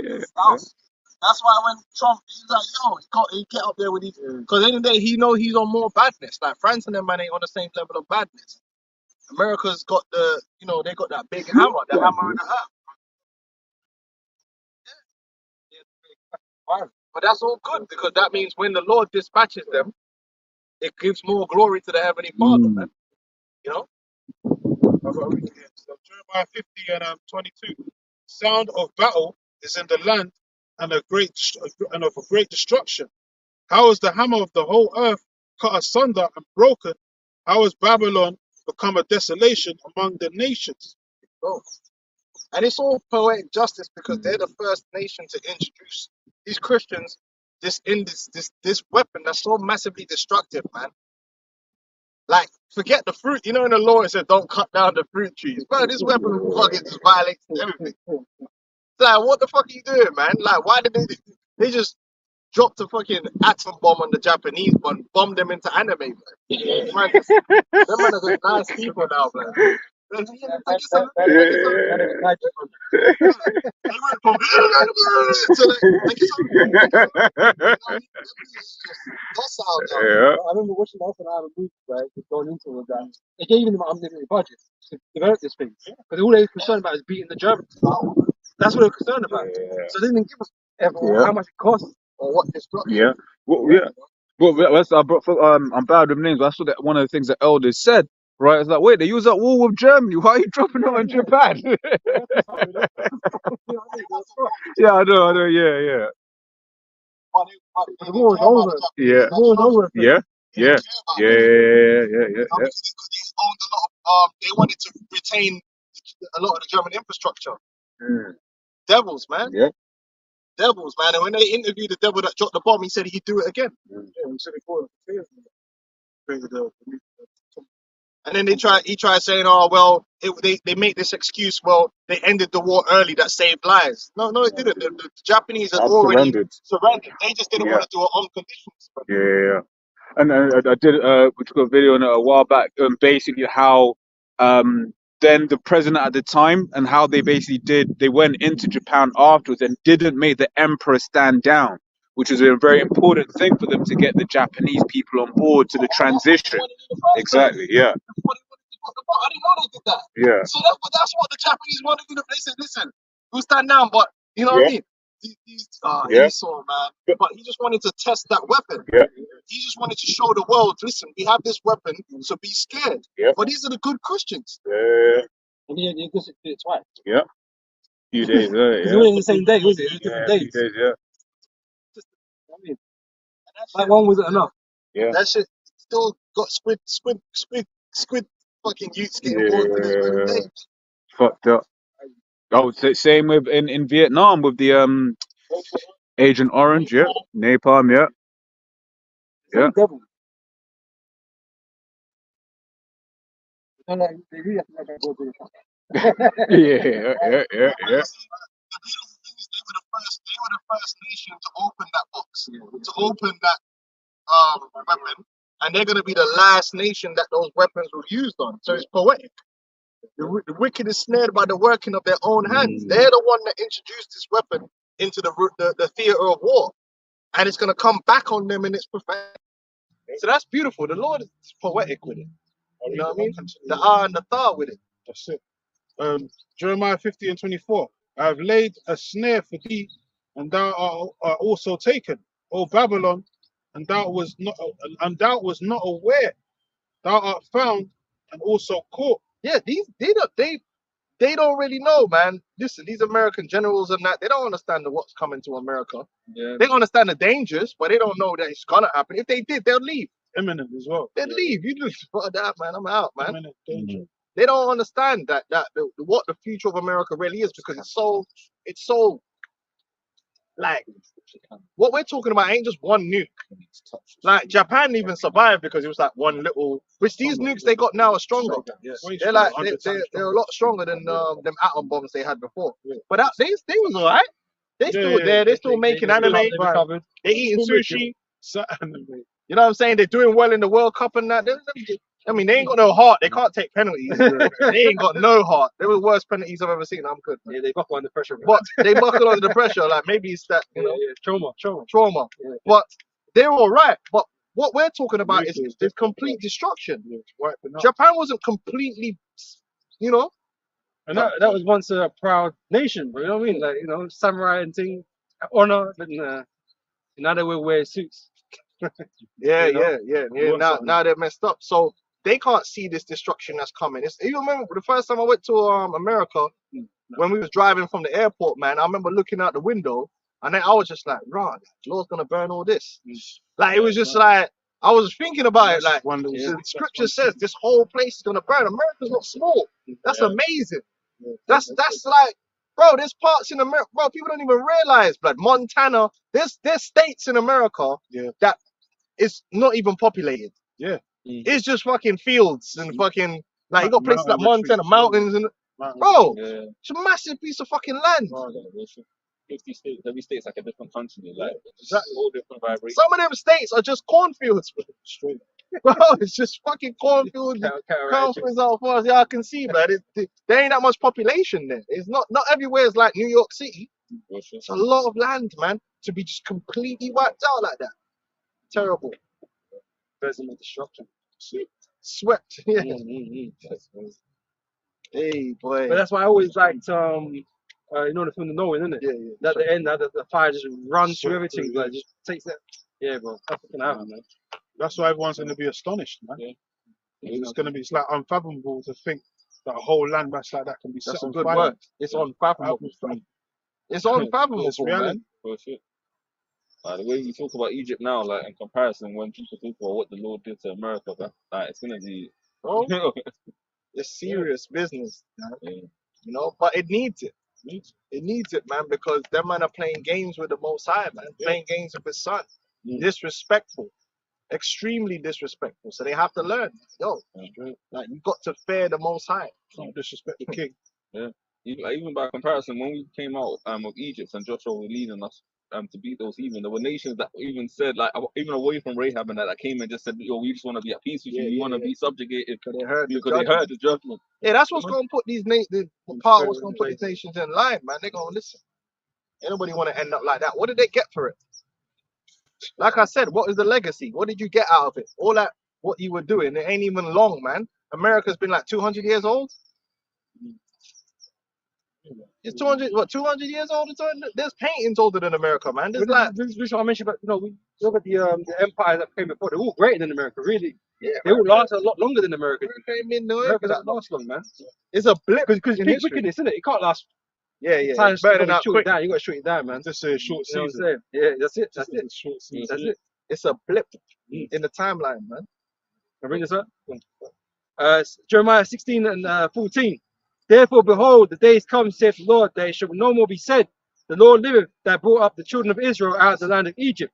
But the Lord liveth that brought up the children of Israel from the land of the north, and from all the lands where we had driven them. And I will bring them again into their land that I gave unto their fathers. And so that's why we're telling you that the kingdom of heaven is not about going to heaven. We just read it right there. The kingdom of heaven is going to be on earth. The Lord, the deliverance is to deliver us on earth. These goofy Christians, they pushing this heaven thing. Oh, you die and go to heaven. You first. Go on, do your thing. Ain't nobody stopping you. Go to the nearest bridge. There's plenty of high towers, isn't There's there? plenty of high towers if that's where your goal is. No, the goal for us is here on earth. Yeah. This was meant to be paradise for our people. And the Lord has not changed that intention. The kingdom of heaven is going to be on earth. Once America's destroyed, these nations are crumbled, the Lord's going to gather together his elect and deliver us into the land of Israel, man. And we ain't going to be protesting like what's happening over there right now with Benjamin Netanyahu. Them man are going buck wild over there, man. Well, I was gonna say, man, like, because most time built everything for a purpose. Yeah. You don't make nothing for no reason, right? So the earth, like the earth abided forever. The Lord's not gonna destroy the earth. The earth's gonna be here, right? Because it is, like Brother said, meant for us to be enjoyed, It's to gonna be enjoy it. under new management. Yeah. And even better than this was before.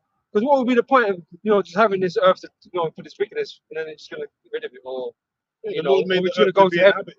We're just gonna go Just to that heaven. certain parts What's the of the point? earth Yeah. are not going to be inhabited no more, like America. That's it. Yeah. Like we was talking about the smoke that's going to go up. It's going to be radiated land, so no one's going to be uninhabitable for anyone to live Yeah. on that landmass anyway. Giant scorpions. Yeah, except doleful creatures. That's the only thing that's going to be over there. But as for human beings, America's going to be that. This is going to be the forbidden zone, straight forbidden zone, man. No one's going to be over there. I got two precepts real quick. Yeah? Revelation 5 and 10, just on the point we made, and has made us unto our power kings and priests, and we shall reign on the earth. That's right. And then the next one, Ecclesiasticus 8 and 1. No, not even. It's lucky. But everyone seems to gloss over that. We're gonna reign on the earth. Yeah. So where's the kingdom? Is it heaven or is So it they earth? start making up some goofy, Christ's kingdom is going to be 4,000, some goofy shit, Yeah. man. Wow. No, it's the eternal kingdom. We read that the saints shall take the kingdom and possess it forever and ever, man. John the Revelator saw New Jerusalem coming down from heaven, adorned as a bride. If a kingdom is righteous, how can it end? That's right. That's fool. That shows you they don't understand the scriptures. Don't make Oh, sense. Satan's gonna come. How can Satan prevail against a righteous kingdom? Ain't you read the scriptures? No man been able to. The prevail scripture with says the righteousness. rod of the wicked shall not rest upon the lot of the righteous, lest the righteous put forth their hand to iniquity. So if the followers of the Messiah are ruling in the kingdom and are perfect and are doing what they're supposed to be doing, how Satan gonna crawl up out of some hole and violate when the scripture tells you, that the enemy shall flee 7 ways? Yeah. What are you talking? That shows you these goofy Christians don't even understand the basic concept of the scriptures. Right. Once you do righteousness, evil can't touch you. You're untouchable. That's it. I got another quick one. 2 Ezra 8 and 1. And he answered me, saying, the Most High have made this world for many, but the world to come for a few. And that's why it says many are called, but few are chosen. Because only a remnant of Israel is going to make it into the next world. The majority of our people ain't going to make it. And that's the ones that lack the one special ingredient. Right. Faith. It's not about who sinned the most. It's not about that. It's never been about who sinned the most. Repentance. It's about who's been chosen from the foundation of the earth to be sanctified through the belief in the truth. And that's as simple as it is, whether you believe or not. Yeah. Oh, but I don't eat pork. No, don't care about that, really. Because there's guys that might be a Rasta man and you don't eat pork. Okay, I don't get no brownie points. Yeah, but they're calling on Jesus the Christ. Yeah, Or they they're don't, calling on No, Allah. they don't believe in the They Most don't High. believe in the Al-Bashar Yahushua. So they fuck. The scripture said, I'm sure it says, whatsoever that is done without faith is sin. Yeah, So you got to have this faith, man. You got to believe in Yahweh Hashem Yahushai. Talks about them that believe. Yeah. This isn't about just going through the motions, you know. So yeah, like hey, yeah. Scripture says, "Cursed be he that doeth the work of the Lord deceitfully, man. And you can see that hey, a lot of our people just don't have the faith, man. Yeah. They're not gonna get it, man. That's why when you tell them this truth, they can't comprehend it, they can't accept it. They don't really want to believe in it because it's a lot, because you're believing in something that is intangible, that can't be seen. A lot of this truth is taken on faith. We can sit here all day and play games. Yes. Who wrote the Bible? How do you know that was? I don't play them games. Faith. Man. I believe because it's faith. It's given to me to believe. You can believe what you want. That's why it's useless, like debating to a certain degree. Yeah, with a Muslim, because you know when you debate with a Muslim, right? What it's gonna come back round to is they don't believe what's written in the Bible. Right. So what's the point of telling them what? No, all you need to do is just say, "This is what's written. Do you believe?" No. Okay, cool. Yeah. Goodbye. We're not going to keep debating because I'm not going to be able to prove it to you. You know what is going to prove it to you? When the judgment comes, that's it. Like I said, Ezekiel 33, when it cometh low, it will come. They shall know. That's when every eye shall see. Yeah. Right now, we're happy to agree that we're believing on faith. Yeah. That's what I said. So are you. So are you. Faith. But unfortunately for you, your faith is false. Yeah, no. And if I can say as well, a lot of those like those clowns will say that like, come with the Bible being plagiarized and all of that bullshit. But every time they come with their rhetoric, they're always basically going off their own understanding. I've never met a Muslim that will actually quote out of their book and try and disprove everything the Bible says with that. There's nothing in there. They're always freestyling, and we're not going to listen to it anyway. Yeah. And this is why you can quote what you want to quote. I'm not. That's not my faith. I said Muhammad cut the moon, and that's the still investigating what happened to the other half. That returns every we ain't got time with all that, man. We ain't dealing with that. But it must needs that the scripture says produce your causes. So the beautiful thing about the world we're living is that everyone who has a belief has had the opportunity for the world to see it. That's why really the house of consciousness is set up, because now we know what Egypt, you know what these men, the Moors and all that, so that we know what they said. We know what their gods are.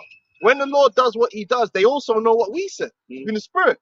So they will know, okay, you can't, that's in the scriptures. You can't turn around and say, oh, I'm an Egyptian and I said that this was going to, oh, actually, no. You was on camera the whole time. You never mentioned nothing about America being destroyed.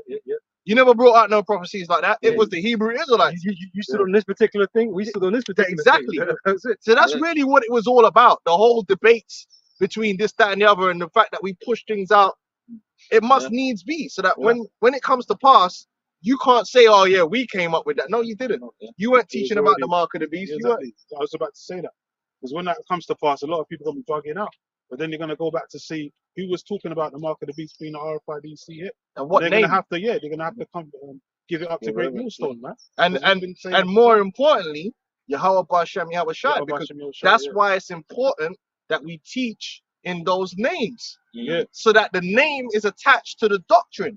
So when the doctrine comes, when the prophecy comes to pass, because it really ain't about us.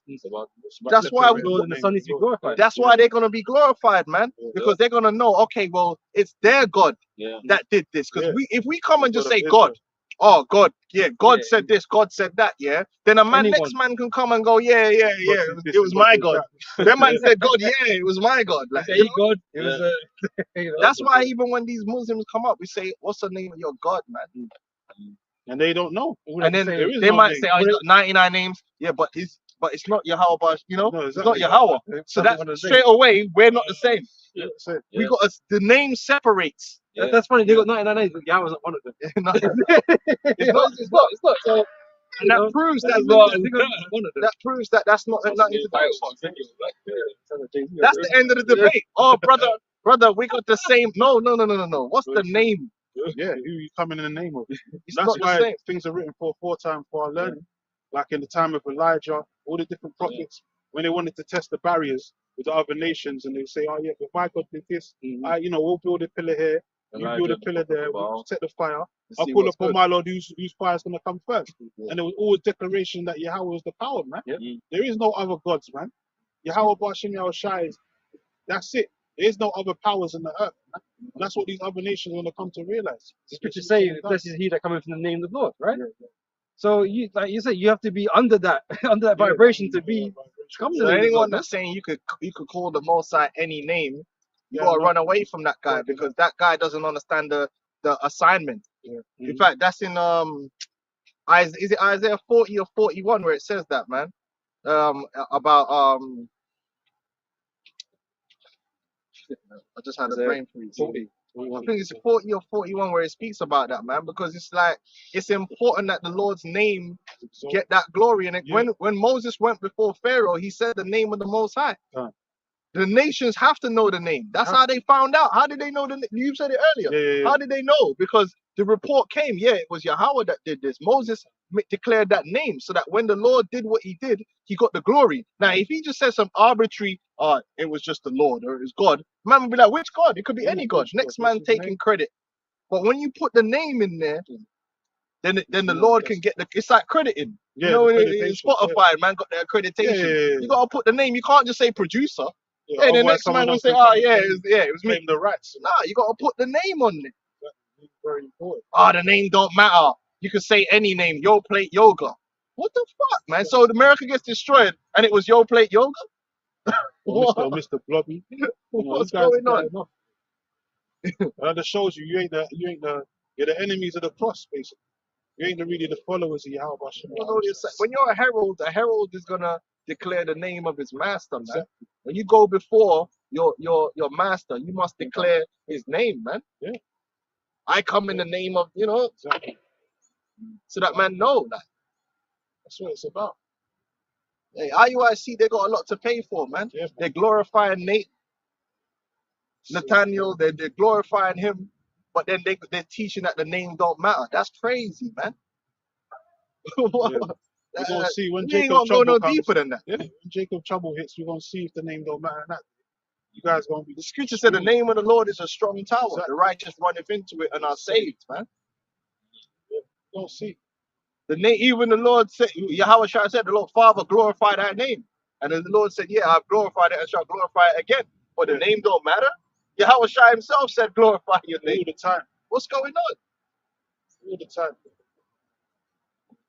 Is it this? Isaiah 41:26 says, "You have declared from the beginning, Yeah. that we may know."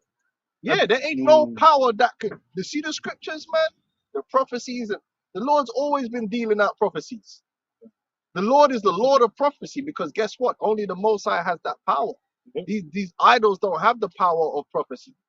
Only the Most High has the power to establish his will perfectly in the earth. And he does. Says something and it comes It to says pass. something and it happens exactly the way he said it to be. And that's happened over and over and over again. You understand? That's unique. That's why the brother said, like, yo, Islam, what the prophet? Actually, since we're going to talk about Islam, Muhammad wasn't a prophet. They called him a messenger. They said, oh, he's not, because he never had no prophecies. The Quran doesn't have prophecies. The prophecies they have come from the hadiths, which was not him. They don't have no prophecies. Oh, the Book of the Dead. That's not a book of prophecy. That's a cheat code for the afterlife. There ain't no prophecies in the Egyptian Book of the Dead. Exactly. Now you might find some other book out there that might say it has prophecies, but are they gonna Nostradamus and all this stuff? All right, you're gonna hold on to that. Well, hold on to that. That's fine. We ain't got no problem with that. You can hold on to your Nostradamus, and we'll wait and see if what Nostradamus said comes to pass or what the scriptures say come to pass. But we got the prophecies, man. And even when the prophecies was against us, it came to pass. I got that quick one for you. Isaiah And 48. the man didn't like the prophets coming around, especially when they were doing some That's what we madness. read 9. That's what we read 9. Isaiah 48. 48. 48. Oh no, sorry. Hey, when the prophets would come around, man didn't want to hear that. Yeah, they despised them. Because They knew it was bad news coming. That's why. the Bible wasn't a political book written by the kings with narratives. The Bible calls it straight. If a king was wicked, then the Bible says he's wicked. What is that, man? The prophets were more feared than the man. king. The Bible is a book that curses out Israel too. Yeah. Now, if it was just a book written by men, it would always speak favorably of you. Yeah. It's what he says, you are now king, your king will go. Yeah, the prophets are more feared than the Why actual would you king. want yourself to go into slavery? It's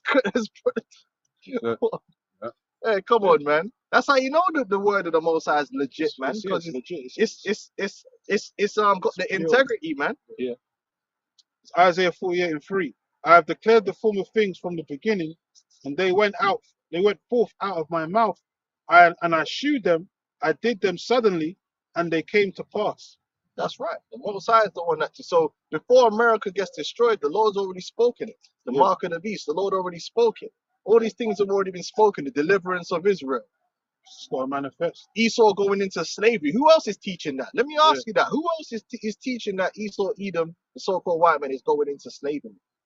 That's unique. Yeah, got to pay for his judgment, or pay for his crimes. Who else is teaching that the tribes of Israel are going to be ruling the world? That's not in Islam. Exactly. There's no prophecies in there.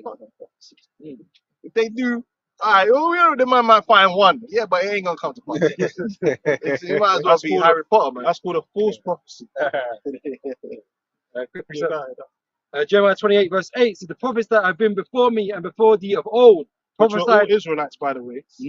Yep. Prophesied of old, both against many countries. So that's the job. That's what we're doing. You know, we're not out here supporting any fucking nations out here, man. Yeah, we're not capping for Russia. Yeah. Fuck Russia. You know? Russia going down. That's it. Against many countries, against great kingdoms, i.e. America, Britain, you know. Oh, Britain got to go down. Yeah, any nation that will put Rishi Sunak in power. That's Boris Johnson before that.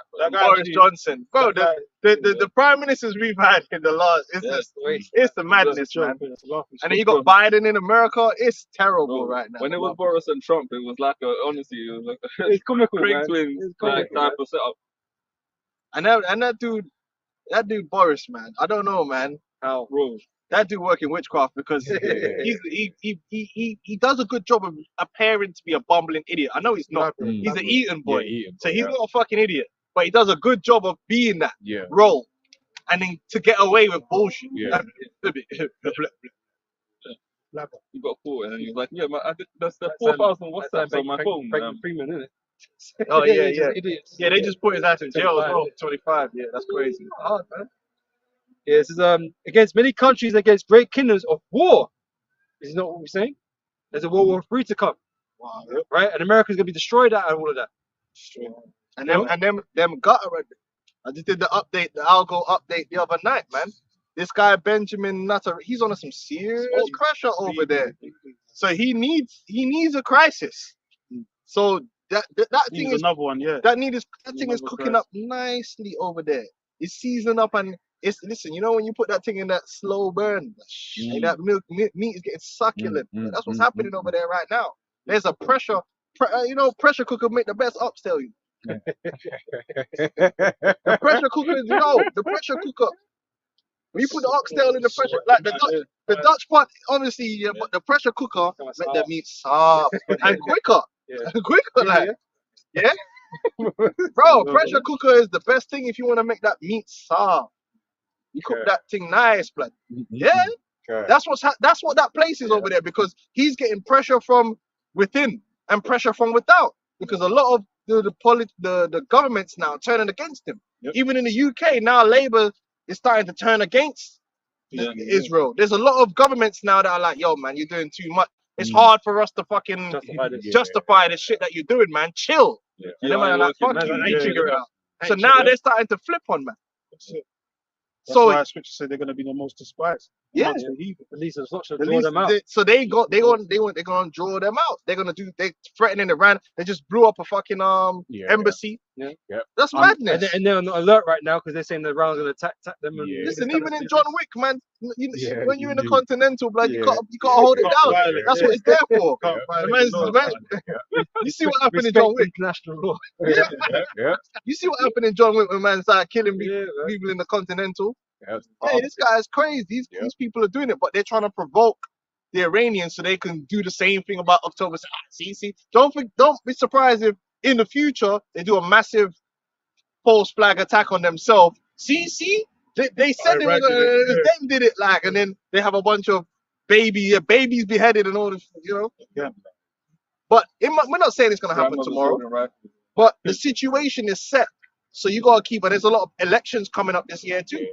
Britain, I think they got an election coming. It's a whole load of that 25. US. Yeah. And that whole Israeli thing is part of it, man, because a lot of voters that are like, yo, this is crazy. People were divided and torn by this whole thing going on. So And them Elam and Ishmael, they ain't letting that shit go. I see motherfuckers protesting not too long ago. Yeah. I'm like, damn, these motherfuckers really care. Yeah, still They going. still protesting. Still They going. putting up murals. It weren't like that before. When you go past, there's this chicken place, Peri Peri chicken place. I was driving past Ilford, and in the store, they put up a mural inside of it that says "We stand with Palestine." Yeah. Like they're really they're really pushing this shit, man. Yeah, hard. Because this one's been televised. Like everyone's seen it. Like they were probably doing the same thing in Iraq and Afghanistan. But now it's like No social social media, media. Social media, bro. Social media changed the game. and China's with that TikTok shit. Yeah. China's like, yeah, feed the algorithms, Yeah, yeah, yeah. yeah. 100%. They're onto, man. Yeah, spreading that discontent within it because like how many dead babies you gonna see before they fucking do some shit? They bombed that hospital. They were like, yeah, we have suspicion that yeah, man, I got no hospital. No hospital there. hospital. Posted Yeah, the yeah, they hospital destroyed stuff. all man's. So you're destroying the food, you're destroying the hospitals. Yeah. Those all man's They to die, even, man. yeah, even the so-called civilians in Israel were blocking the aid from going. Yeah, but then that's what they said. Then they showed you videos of American trucks coming through to build the aid port, and then it was like, so wait, so that means you could have allowed the trucks in. You just chose not to, you know. So the whole world is looking at Esau and Edomites as a whole, Yeah. as like criminal shit. There's pressure, man. There's a lot of pressure on Netanyahu right now over there. His enemy, he has enemies within Israel that are looking to take his head too. So that's when guys start doing spookiness. But it's all part of the prophecies. Yeah. You know, we can see what's really going to end up happening. A lot of men are saying it now, which people weren't saying that before. There was no one saying that Israel is going to draw America into a war. No one was saying that 10, 15, 20 years ago, but the apostles have been teaching that from the very beginning. Yeah, the least of the flock is going to draw them out. They're the ones that's going to do. It's not going to be Ukraine or fucking North Korea. It's going to be these dickheads. They're going to do something fucking stupid. Yeah. And it's going to draw America, Russia, everyone into a war, man. And it's going to be beautiful, man. Just one last sentence. So there are great kingdoms of war and of evil and of pestilence. We've got pestilence too. Yeah, You know? Even the things with the earthquakes and stuff like that, that's the Most High, acting in the world, man. Fucking up with your shit. Yeah. You know? Just like the Lord did to Most High did to Egypt. Plagues. Yeah. Hey, cancer's a plague. Apparently, Kate Middleton got cancer. They're all getting cancers, man. All getting fucking Time's running out on these real, motherfuckers, man. yeah, Fergie. Gingerhead bitch. Then Kate. Then Charles. He's got a couple. You got prostate cancer. You got another cancer guy. Lord, plaguing them beating man. That's how you know they're not the people of the Lord, man. Lord hates them. Yeah, they're supposed to have the best diet and everything. Yeah, Like, they yeah. just fucked up. Don't Yeah, matter because how that's how many- you eat shit, innit? Yeah. You But know, they eat good though. They eat the best of the best. They eat like Grass-fed. quality food and all that. they eat shit, man. They eat shit as well, but they eat the best of the shit. We- No, I mean, as in they eat shit. Like, They want to do rituals, man. They like drink blood. nah, I don't use that. I was just saying, I was just getting at them. They actually do eat shit, yeah. Yeah, fucking- Drink blood. No, and all but these things. you're right. They got the They got best the food best. and the best healthcare, but then why they so fucked up then? God hates them. That's right. You know, They can't stay off death. why my man? What was it? The Rockefeller one had bare heart transplant. Yeah. Like, get a personal trainer, blood. Why is your heart so fucking weak? Why are you looking like this? Not a Looking billionaire. like the violator. Man's a billionaire. Man should have a personal trainer, blood. Your heart should be fit as fuck. Real. Obadiah 1.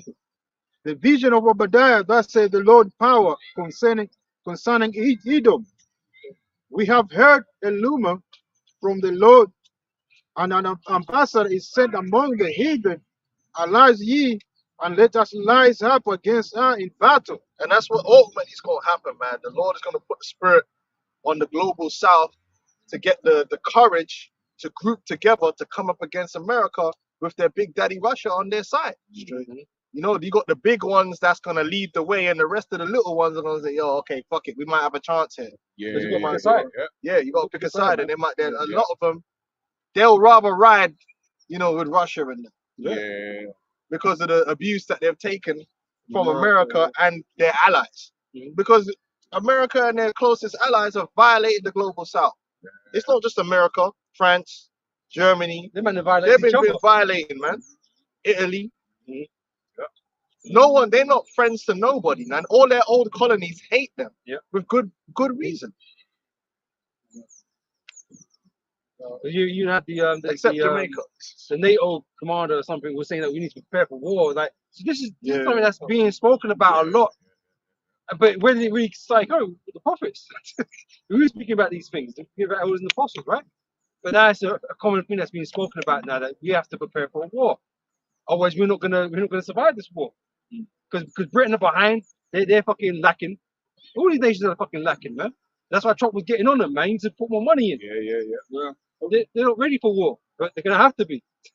Because on what you said, didn't you also say like that the new members are basically getting ready for they're doing drafts, and that the rest of the other nations are getting ready to do drafts? You even mentioned England. No, so you just stock up on food and all kinds of things, yeah. man. Sweden just became part of NATO, Yeah, that was big. you Yeah, know. because you're only neutral, isn't it? Yeah, Yeah. but now they're scared of Russia, apparently, you know. Yeah. So You should be. Yeah. submarines, isn't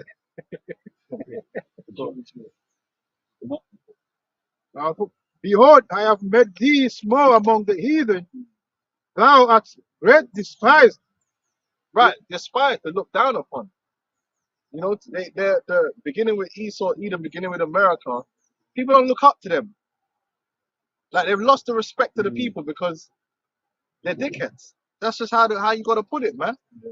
People don't respect that place. This place is disgusting, man.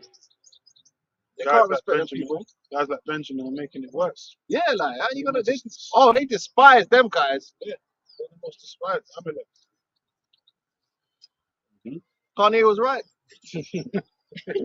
But more you're seeing people in the comments say shit Yeah, like Kanye that, was you right. know. they own I'm not- everything and they destroy it. I'm not gonna say what nation. That's right. Yeah. Oh, man. The pride of thine heart has deceived thee. Thou that dwellest in the cleft of the Lord, whose habitation is high, that says in his heart, who shall bring me down? And that's their mindset. They don't think that another nation, another people other than the Edomites, will have supremacy over this earth. They think they got it on lock. But realistically, outside the Edomite nations, you know, it's slim pickings, isn't it? I mean, who's it gonna be? Like the Ethiopians, like, like, you know what I'm saying? It's slim. Really, if you look at World War III, right? Yeah. It's still Esau pretty much against Esau Yeah. because without Russia, them rest man are not on it. They're not on it. You remove Russia out of the equation, yeah, and it was just China and man, just carry on. Allow it, star. You get me? Because back one of the things that the Ukraine war basically ended up being is like an advertisement for like a Russian military hardware. Like the fact that one Kinzhal took out a whole Patriot missile system allegedly. Right, I was assured that oh shit, so we can spend $1 billion on the Patriot missile system and it ain't gonna work. Or we can side with Russia. You know? Yeah. And a lot of them warfare, they're an excuse to test weapons too. As the Lord say, who shall bring me down to the ground? Though thou exalt thyself as the eagle, and though thou set thy nest among the stars, thence will I bring thee down, says the Lord. That's right. You know, and that's what you're gonna see happening. They're gonna be brought down from their lofty. Because them eagles put their nests up high and look down on the prey, and that's what Esau do. You see the world as people. The people in the world as prey, socially and economically and militarily. That's how Esau sees the world. He sees don't forget all this humanitarian bullshit. Oh, everyone's human. No, Esau sees people in the world as prey. Those people in that country are prey. We're going to take advantage of them in every single way we possibly can. Simple as that. Whether it's whether they're using their military, whether they're using their economic power, whether it's socially, they're prey to be preyed upon. Yeah. To be used and Esau's abused, man. Esau's the hunt. Well, that's why he calls them goy, man. It's here. His purpose, isn't it? Useless eaters. You know. Yeah, for his Yeah. corporations to go over there and make profits. Beautiful profits. This is the book of Psalms, the 37th chapter, verse 12. The wicked plotteth against the just, and gnasheth upon him with his teeth. The Lord Yahweh shall laugh at him, for he seeth that his day is coming. The wicked have drawn out the sword, and have bent their bow, to cast down the poor and the needy, and to slay such as be of upright conversation. Yeah. So yeah, pretty much Done it now. Esau Edom's nation, Esau Edom's nature is to prey on anyone that basically he sees as defenseless, and that's why ultimately this man, well, from his elites on down, they've been able to build such a long-lasting kingdom, because they basically prey on any nation that they know ain't got the defenses to deal with what the hardware that they've got. But the Heavenly Father ultimately is going to be the one to break them down. Even in Second Ezra, the 13th chapter, when it speaks about Yahweh Shai coming back, it speaks about the fact that Esau is going to be shook to fight, but still basically the Lord's going to put the spirit on him to fight. Because even in the law, it technically tells you that if you go and fight against a nation and they surrender onto you, that you're not supposed to inflict harm on them, you take them on as tributaries. But this man has caused so much harm onto everyone else upon the face of the planet Earth that he Nah, has hey, to blood shall pursue thee, Yes. man. Yeah. It's gone past all that. That's gone past all that, man. Fuck Esau, man. He preys on the weak. He preys on the poor. He preys on the widow, the fatherless. You know, that's how he is. Wisdom of Solomon, chapter 2, verse 10. Let us oppress the poor, righteous man. Let us not spare the widow, nor reverence the ancient grey hairs of the aged. Let our strength be the law of justice. For that which is feeble is found to be nothing worth. And that's Esau's thing is, listen, I'll do what I could get away with. If I can lie and deceive and I got the might, I do what I can get away with. He doesn't have morals within himself. It's what can I get away with? What does it look like? Can I use some propaganda and get around this? That's why they went into Iraq and they did what they did and they propagandized it. When really, what was it really all about? Instituting the draconian laws at home and stealing resources abroad. That was all it is. And they could get away with it because they had the media under their control and they had the military. Esau will do whatever he can do as long as he has that power. He doesn't have morals. And when you're a moral person, the power you have doesn't override your morals. It's just like, you know, just because you can go and take something from someone doesn't mean you should. You know, even if a man's weak, you shouldn't steal from him. That's the way of the law. The law actually is supposed to protect the underprivileged and the, do you know what I'm saying? But Esau's thing is all about abusing of power, man, and violating people. He's an asshole, man. Then acting like he's the victim at the They same act like they're the victim. Oh, white guilt and we're racism. Everyone's racist against us now. Yeah, attacked us first. The straight white male. First of all, there ain't no such thing as a straight white male. Who the fuck are you kidding, man? That's oxymoron. Motherfuckers is talking some real. That's how I knew it was some propaganda. Straight white male. Shit. Bro, them Edomites is gay as hell, man. Even the straight ones. They all got their little dibble dabble. We all know. Smacking butts in the shower. Yeah, grabbing balls and drawing. Who's drawing the penises all over the damn toilet stools? Oh, yeah, come on, man. Like the construction sites, they always do that shit. So is it like this? The games you hear that they play in boarding school, man. Yeah, same thing. It's like, I was working on the construction site one time. There was glory holes and fucking in these fucking shit. Who's making this shit, man? Esau, Esau, man. yeah, but they going on like they're getting genocide. It's white genocide. Listen, bro, there is gonna be an Edomite genocide, but not yet. So you don't have to worry about that. But Obadiah the 18th chapter, there is gonna be you are gonna be wiped out off the face of the earth, man, and it's gonna be deserved. Unlike when you're trying to genocide people just because you want their land, we're not gonna wipe you out just because we want your land. You earned it. You earned it, like, because you're the wicked that the Bible speaks of, man. And you try to destroy everyone and everything. So you're going to receive of your own judgment, your own mercy that you are handing out. And it's going to be within our power. And we're not going to mourn you. Oh, my brother Esau. Yeah. No one's gonna Fine. mourn you, Well, man. it's actually gonna be probably gonna be a high holiday. Man. It is. We're gonna The get drunk. destruction of Babylon the Great, all that. Everyone's gonna be happy. Gonna be Man. kids getting born 9 months later. Yeah. Man. He says even the trees will rejoice at the downfall of Esau. Everyone be happy, man. Yeah, man. The world is gonna be happy, man. Hey, you already broke the brotherly covenant, man. So Yeah. Yeah. no way about it. Fuck you. Hey, even in the kingdom when we were in slavery, we have no remorse for you. No Feel way. sorry for you. Oh, feel sorry for that Edomite. No way. Nah, nobody eat. The other nations ain't gonna feel. You ain't gonna have no friends. That's why you're despised among You nations. despised. Everyone's gonna say, yeah, he deserved it, man, because That's he it. was chopping off people's penises and doing the most. Doing the most. You were like being racist to everyone. There's no one you haven't violated. You violated every people, every animal on the earth has felt your wrath. Even the damn killer whales. You put them in slavery. Separating the baby whale from the orca. Yeah, separating the baby whale from the mother and shit. And he did that in wickedness because he knew to catch them, he would separate the babies because they knew that the mothers wouldn't leave the babies. And it's like, bro, that's wickedness. Man. Just so that he could put them in a bathtub for people to come and see.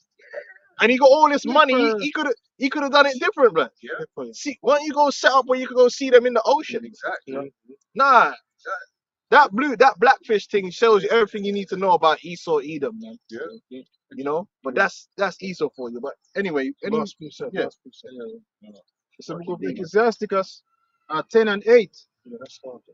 Because of unrighteous dealings, angels and leeches got by deceit, the kingdom is translated from one people to another. Yeah, man. Esau is wicked, man. And that's And why you know what? You know what? Even with his whale thing, he demonized the whales. They call them killer whales. When the whale, so when the whale attacks someone like madness, but really it's because they're torturing the damn. They're insane. It's like they're in solitary confinement. They lock them up at night, turn the lights off in some little thing they can't even move. That'll drive anyone insane. The man lamenting in the Esau, man, he's a real sick puppy, man. So he could make them profits. You know? Hey, don't worry, man. But like I said, just that's exactly why he's gonna lose his kingdom, man, because of all the wickedness that he promotes, man. Hey, we might just be like dash Edomites into the sea to them motherfuckers in the kingdom. Sardines. We're gonna do a Kingdom Messiah, man. Kingdom Messiah was grabbing them 10,000 at a time, chucking them off. Hold the Edomite by, and then they see the thing just go,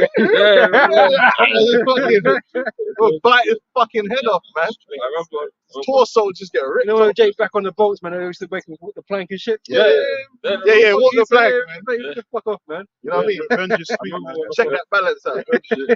Revenge is sweet. Revenge is sweet. I remember the apostles asked today, the Lord might have to send Edomites from outer space. We're gonna be slaughtering because Jake won't get real, like you say, we gonna exhale. It's therapeutic. You have to get your get back. There's nothing sweeter than vengeance. Straight. You know? Because you Edomites have done a lot, man. Edom therapy.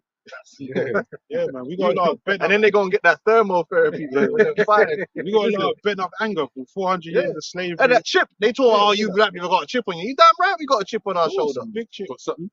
The devils, man. Sirach 25 and 7. There be 9 things which are judged in my heart if ye happen, and the 10th I will utter with my tongue. A man that hath joy of his children, and he that liveth to see the fall of his enemy. And Lord willing, we're the generation that's gonna see this Edomite go down, man, and we're gonna witness them. It's gonna be a sweet day. Going from drinking their Starbucks in the morning to just getting whipped up in the morning, like, you know what I'm saying? Waking up and doing work. Yeah. Straight. All that luxury and all that nice life, none of them are gonna be living a nice life, man. They're all gonna be in the pits, man, where they belong, man. None of the comforts that they're used to. Sorry, I was gonna say Esau Edom is the one nation in every captivity that we've been in. There's been some sort of Edomite interference. Some Edomite trying to do something. Haman, Even when we came out of Egypt and they wouldn't let us cut through to get to Amalek. Amalek and that, to the Grecians, to Rome, to now. Amalek actually our number one enemy. Amalek is. But that's the enmity between the woman's seed and the serpent's seed, man. It was always gonna be like this, man. It's always gonna end this way. Enemy from the womb to the tomb. But that's all right. We've been through the worst part. Ultimately, we're coming to the end of our judgment. Yeah. But your thing is only just about to begin, man.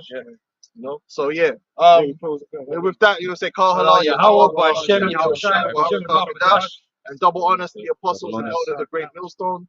Shalom to you brothers out there, Shalom, man. shalom. You know, teaching this word all over the four corners of the earth, man. Shalom to the believers. Shalom. Shalom. Shalom.